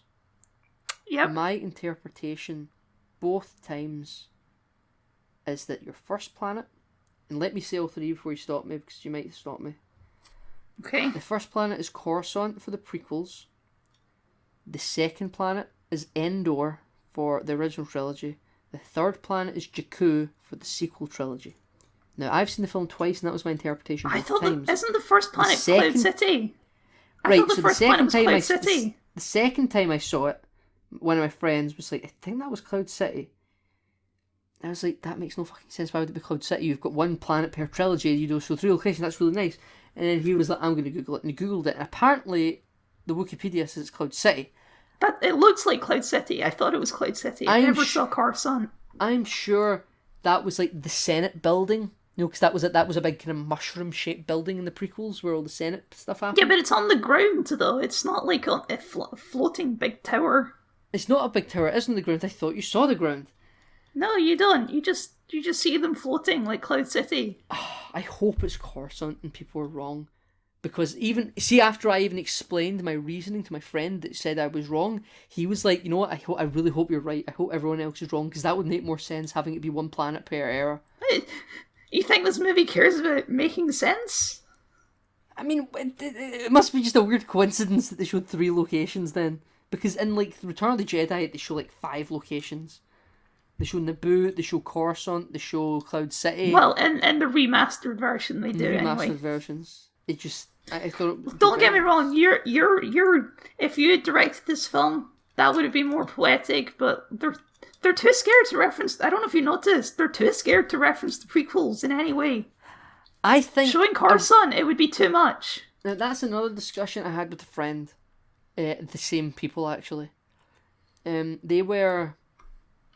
They mentioned that, so they just too scared to reference, and I thought, when they made The Force Awakens, I think so. But this film was trying to be a crowd pleaser, and see the era of the prequels are dog shit and we hate the prequels, they're kind of gone. Like, the prequels aren't the greatest films, but the era itself has been fleshed out, and the generation to who grew up with them, aka us, are now the vocal generation with a voice that didn't exist when but they're still trying to appeal to the prequel hating generation. Are they though? Yeah, absolutely. The scene with like Luke with the X-wing, that works for us, but that's really for fans who grew up on that scene. Possibly, you are right in that regard. Like the fact that you hear voices from the Clone Wars, right? to us, that's a callback, and it's like a tie-in to the prequels. To other people, they just hear those voices as like, oh, the voice of the Lost Jedi, and they don't have to associate it with the prequels. Even in the credits, all the characters and actresses and actors that played them, they're all like subcategorized under voices of Jedi past. Right, exactly. Yeah. They're trying as little as possible. It's basically an Easter egg that you hear voices that you recognize. Yeah. Oh, I know those voices. I watched the cartoon. Because Luminara Unduli and Aayla Secura had no vocal lines in the live action films. So, they go back to the Resistance base. God. They get out fine. They're all safe and sound. This is for you, Chewbacca. Now, Chewbacca got a medal in the comics, but I understand people haven't read the comics. And it was, I think it was supposed to be Han's medal, I think. Like, it wasn't a new one meant for him. It's the one Leia was pricking about with before she died. And Maz Kanata just decides to give it to Chewbacca for no reason. She's the legacy one. He was she likes that Wookiee, so she gave him a medal. Yeah, and it's like including a meme in the film. Chewbacca not getting a medal is a meme. I know it's like a thing that people talk about, but it makes sense narratively in my mind. Like, no, it doesn't. He's the legacy character still alive. It was Han's. Leia had it to have like something of the father to get through. Hey, Lando was there too, and he had like a really awkward. He had a really awkward scene with that woman where it's like, "I'm going to adopt you, Stormtrooper lady." I can explain that scene, right? But we'll get there. But I can explain it. She was supposed to be his daughter, right? That's where that scene was initially leading. Right. Yes, but there's more to it that they cut. The medal thing, though, Lando wasn't in A New Hope. He wasn't there for the medal, so Lando wasn't as close to Han as Chewie was. So I get it. I don't think it's a joke. I don't think I couldn't take it seriously. I got it, even if everyone else, is like, yeah, he finally got a medal. I think that's a really dumb way of looking at it. Like, intellectually, there's some motive reasons why it was given to him. I'm fine with it, completely, 100%. He got the medal. It's a piece of importance to him and people he knew. Fine with it, but it's quick. We move on. There's a lesbian kiss. Oh my gosh, so inclusionary. How progressive. Wow. And what makes it even more funny is that it's such a quick shot from background characters that they can cut that in the Asian markets. Oh, absolutely, yep. It's like, see, we're not gonna make the main characters gay because we don't actually care. We're just gonna put in this little token gesture in the background to keep you plebs happy. It's like, if it wasn't there, I wouldn't have cared. If it is there, I still don't care. It's nothing. It's absolutely nothing. It's the smallest of tokenist gestures they could have possibly done. No. Like, she was the one that gave the speech that introduced Admiral Holdo in The Last Jedi. She's gay! And then Lando, we'll go to the Lando scene with the Stormtroopers. So there was supposed to be a scene in the film, I believe, where he is also talking about, because they mention it earlier on in the boardroom scene with the Knights of Ren, or Kylo Ren and all the generals, that they're going to need to start harvesting more children from the galaxy. Yep. And then obviously in the film you meet Jannah, and she was abducted as a child, and right, so there's this through line of children being abducted. That's a thing in the film. There's supposed to be a scene, I believe, that they shot and then was cut, where Lando talks about how he had a daughter and she was taken by the First Order, and that was supposed to be like an emotional beat for him.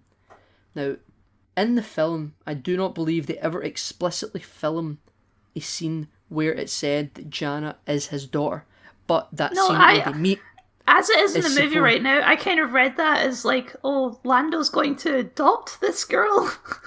Right, so that scene would have been in the cut anyway, I believe, and the interpretation is supposed to be, he said like, hey, let's, where are you from? And he says the coal system or something, and then he asks where she's from, she doesn't know, and he says, well, let's find out.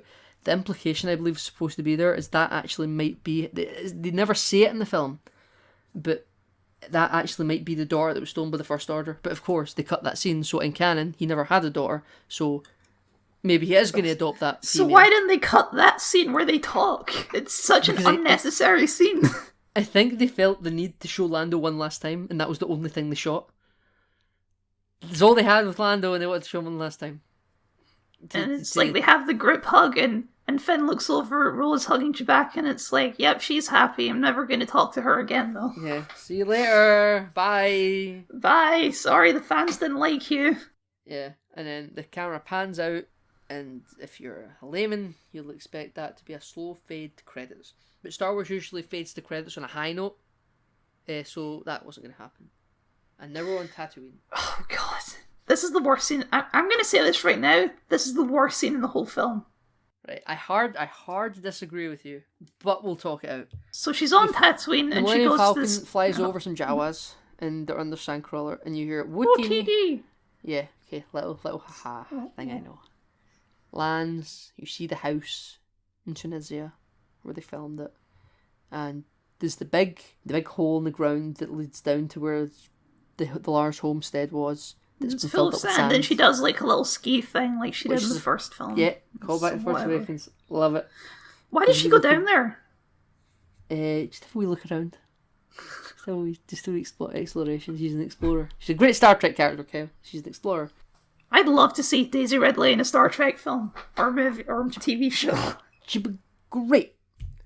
Then they decide, okay, we're going to bury these lightsabers. Now, I will concede. I don't quite know why they bothered. No, I don't know what the point. Like, shouldn't you bury Leia's lightsaber in a place that was important to Leia? Like, Leia's never even been to this farmhouse. She has no relation to this place whatsoever. I know, but it has an importance to the family because Anakin and Padme were there, and Luke grew up there, and Leia had been there through virtue of her parents had been there. From a thematic perspective, they're saying like, look, this is where it started, this is where it ends. Yes, that's what they're trying to do. That's what they're trying to do, and it doesn't really bother me. She's got her own lightsaber. I love her having a gold lightsaber, by the way, or a yellow one. I think it's great. I've always wanted to see one live action. It doesn't. It's like whatever. I know, but for live action, it's great. They could have given her purple. I'm pretty sure it's the top of her staff as well. It is her staff, and it has like a little cog that you turn to turn it on. It's like, yeah, what? Okay, sure. Yeah, I mean, the toys aren't going to be cool enough to be able to do that, so don't need to worry about that. It'll just be a spinning piece of plastic that doesn't do anything. Mm-hmm. So but also I think there's a thing in there's a thing in Canada about what it means to have a gold lightsaber. It's like a Jedi Sentinel. I know the Jedi Temple Guards had them, but it means like you're I know. Yeah. Okay, then, so a random old lady comes up to her and she says, "No one's been here in a long time." And what's your name then? Oh, I'm Rey. And then she looks over and she sees the ghosts of Luke and Leia, and they look like they're married. They're standing in like a marriage pose of like they're her parents. From her point of view, they are kind of parental figures to her. I know Han was, but he isn't one with the Force, so it has to be they two. And they are kind of standing there, kind of parented, because from her perspective, they kind of are her parents. And I know we could get into the incestuous complications around that, right? But the original trilogy went into the incestuous complications a lot deeper, and we don't complain about that. So we're not going to complain about this in my eyes. And it says, I'm Rey who? Rey Skywalker. She might as well adopt the name. She got approval from Luke and Leia as a ghost. They're the stand smiling. They adopted her as their new daughter. It's okay. This is ridiculous, right? Because this is clearly a callback to the scene where she's talking to the child, and the setup, the conclusion to this is like she's uncomfortable about saying just Rey. So the only way you can end this is she looks back and she says just Rey with a smile on her face, like she's accepted who she is and she's happy with herself. Imagine she turned around and said, Rey Palpatine. I'm Rey Palpatine. But yeah, if she turned around and said, I'm Rey Palpatine, everyone in the galaxy knows who Palpatine is. They would gun her down. It would turn into a mass shooting at Mos Eisley. Anakin Skywalker was also a mass murdering monster. But Luke wasn't, It's just like, it doesn't, it's okay, so the moral of the film is the adoption is okay. Wow, what a moral for the Star Wars films to handle. I don't think that's the moral pin you're supposed to leave with a film. That's what I left with. I mean, there's nothing bad with adoption. Adoption's great. Sure, why not? But that's not like, it's not like a deep and heavy theme that like, oh yeah, adoption is okay.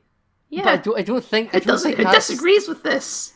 I don't think that's the intent. No one I know apart from you is taking that out of the film. It's perfectly legitimate thing, I think. But if you think that's not a particularly heavy theme for the film, I would agree with you. It's not. and I took away that, she's taking on the name Skywalker, and the Skywalker name will live on, and she's now happy and she's at one with everything. She no longer is conflicted about who she is. She by blood is literally a Palpatine, but she's spiritually, I'm a Skywalker. I just don't think that's a fulfilling conclusion in any way.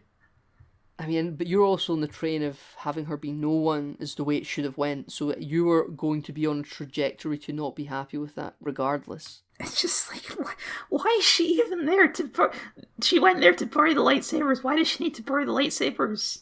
They're not Horcruxes. You don't need to bury them in the desert. So they can find them in Star Wars Episode 10. So that's the reason. That's the narrative hook, because now Luke's dead. Rey doesn't particularly have a connection to that house. But when you make future films, you need a reason to return to that location, because that's a location you recognise. I hate this so much. It's a terrible scene. It's absolutely awful. I don't think it is, but I'll tell you what. At least Ben Solo didn't show up as a Force ghost. I would have hated it then. That would have ruined it for me, because I don't believe he deserves to be one with the Force. I know. And then they show the two sons, and one of them is silhouetting Rey, and the other son is silhouetting BB-8, and it's like. I never quite noticed that, but You didn't? That was so incredibly obvious. I never noticed it, but I liked it. Her and BB-8 in the desert, the way the Force Awakens more or less started. Because technically that's the same desert though. Technically, BB-8 is Poe's droid. Why is BB-8 there? But Rey and BB-8 have the thing in the desert, and it worked with me, And I did think it was quite charming that he had R2 in his X-wing. Yeah, but why? Why didn't he have BB-8 in his X-wing? BB-8 was with Finn, so he could really, really roll really, really quickly. You could show how fast that ball droid can roll. BB-8 was in this film a lot less than he was The Last Jedi. He doesn't shoot anyone with poker chips, which is very disappointing. Jesus, I was relieved. There's no part of this film I would fast forward and rewatch. There's no part of this film I would rewatch. Dun dun dun. I'm going to say that about the whole trilogy, honestly. Even I like The Last Jedi, but this film completely invalidates it, so what's the point of watching it? That's true. I think it may have added a little bit to The Last Jedi. I watched The Last Jedi for watching The Rise of Skywalker, but I think now when I go back to rewatch the trilogy, I will at some point in my life, and I'll watch The Last Jedi, and I'll be like, I know where this is going now. I'm going to allow this film to divert from where I believe it should have went, because I know where it's going to go, and this can retroactively add things. Like how, in my mind, I think I said this in my predictions for The Rise of Skywalker that we done. I think like how the Clone Wars helped the prequels retroactively, I believe this film might have helped The Last Jedi retroactively. For me. I liked The Last Jedi. Now, everything I liked with The Last Jedi, this film was just like, nah, fuck that, we're not using it. So, why would I go back to this trilogy? It doesn't say anything of value at all. The whole trilogy's a waste. You talk about the adoption thing being a weak theme. That's the only theme in the whole movie. What else is the movie even about? What's the movie trying to say? Nothing. Right. It's the whole trilogy. At least The Last Jedi was saying something, and that's why I like it. It's talking about nostalgia and nostalgia being harmful. And let the past die. All that stuff is great. This movie, it's bleh. It's bleh on a piece of paper. The Last Jedi, in my eyes, is a good piece of filmmaking. It makes choices. It tries to expand on why it made those choices, and it tries to flesh things out, and it sticks to what it tries to introduce. It's a deep film that was well made. I just happen to disagree with the choices that were made. But when they made a choice, they did at least delve into the choice that was made. This film doesn't really make any deep choices, and it's a very shallow piece of filmmaking. It's nothing special. It's nothing awe-wondering or amazing. It's just a surface-level adventure film. It's like something I would put on in the background while I'm grinding for achievements. Yeah, it's not. This isn't a particularly The Last Jedi is controversial because it was bold enough to make choices.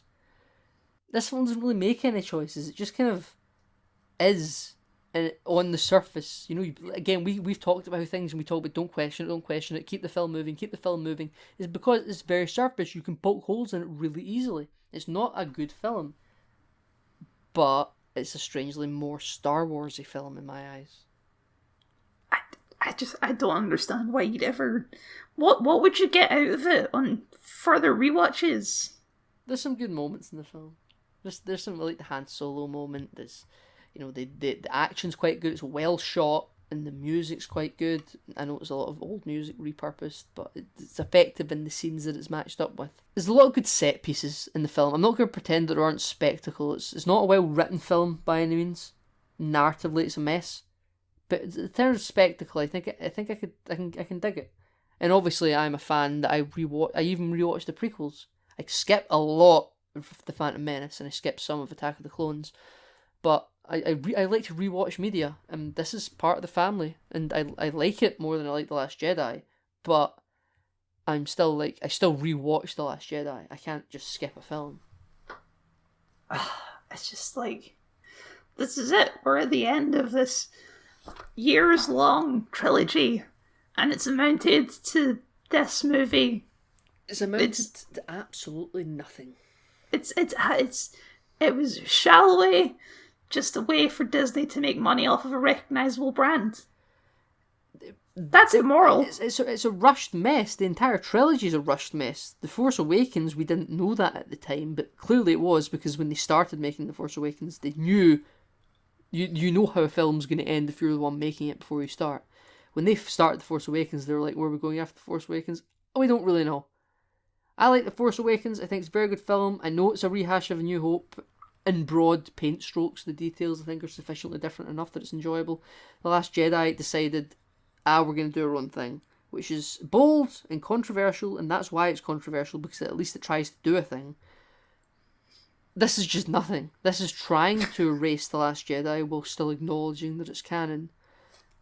And it's trying to be a sequel to The Force Awakens, and it's trying to wrap up 9 movies. This has a trilogy's worth of ideas wrapped up in itself. It could be expanded upon really easily, but we've 2 films that preceded this is the thing. It's like, even in this film, they're still introducing things that don't have answers. It's like, you can't do that. This is the last film. You don't have time to introduce things. You don't have time. Now, this is the last of these 9 films. But when The Force Awakens came out, and even when The Last Jedi came out, this was not the narrative that was being pushed at Lucasfilm. This was just the continuation of the Skywalker adventure. Then Episode 9's trailer first comes out, and they're like, the conclusion of this epic 9 film arc. And I'm like, hold on a minute. This is not what you were trying to sell people on the last film, or Episode 7. This was, this is like a thing the marketing team and J.J. Abrams have spun up retroactively. Sure, the Skywalker saga. Yeah, sure. When you made The Force Awakens and when Rian Johnson made The Last Jedi, you were thinking this is concluding 9 films. That's not what you were making. You weren't making the conclusion. You just realised this is a mess. We can't do this. We need to just end it. What happens now at Star Wars? What happens now? We have 3 release dates. We have 2022, we have 2024, and 2026. There are 3 untitled Star Wars movies. Whether they were the Rian Johnson trilogy, whether they were the Benioff and Weiss trilogy, whether one of them is the Kevin Feige film, we don't know. There's a rumour that I read today, or last night, that it's rumoured next month in January is when they're going to release the name of the director of the first film. And I've got a feeling with that we'll get some details about if it's a trilogy, if these next 3 films are all one and dones or not. But they're not part of the Skywalker saga. Like, the only good thing they could do at this point would be like, I don't even know, like, just do something completely out there.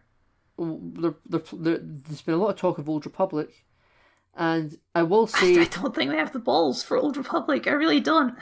I mean, lots of lightsabers, having armies of red lightsabers versus armies of green and blue lightsabers. The spectacle in that alone. I'm not saying they would make the film well, but I'm saying it's a big thing that's hard to resist, and they'll give them that at least they'd be moving away from Band of Rebels, which we're fed up with.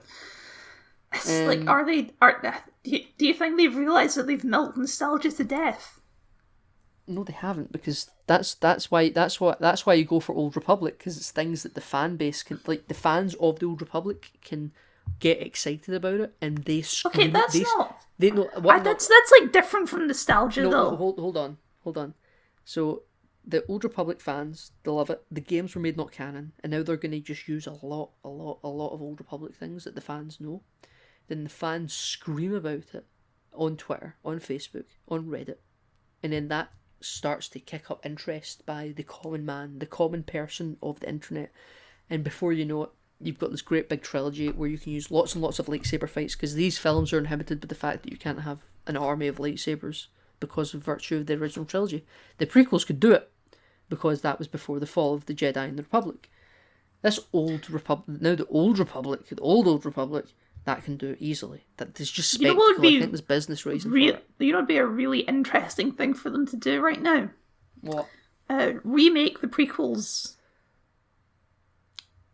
I think they've hammered too much of the prequels in with Ewan McGregor and all that now. I don't think they can. Liam Neeson, Sam Jackson, they just had them. You know, I don't think they can. I think the discussion of remaking the prequels has been a thing since, like, I'm not going to say, since the Revenge of the Sith came out, but they just can't. They can't do it. There's no business reason why they should do it, and I don't think there's any intellectual reason why they should do it either. There's no intellectual reason why they should make this trilogy, but I just don't think they're going to ever remake the prequels. Like, I know that people remake films, I know what happens, and one day they might even remake all of Star Wars, but before you can begin remakes, you must end the continuity that you currently have set up. And if they make other Star Wars movies that are part of this continuity, you can't just start making remakes on top of the original continuity.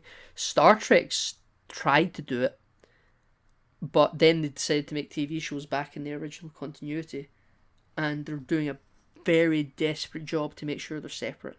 And I know now that they're all in one umbrella again with CBS and Viacom and all that remerging, but I don't think Star Wars is going to try and wade into that territory, because J.J. Abrams especially knows a lot about it.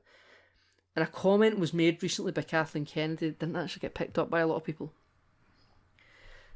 They said, "Is this definitely the last Skywalker film that will ever be made, Miss Kathleen Kennedy?" And she said, "This is the last film that will centre on a Skywalker.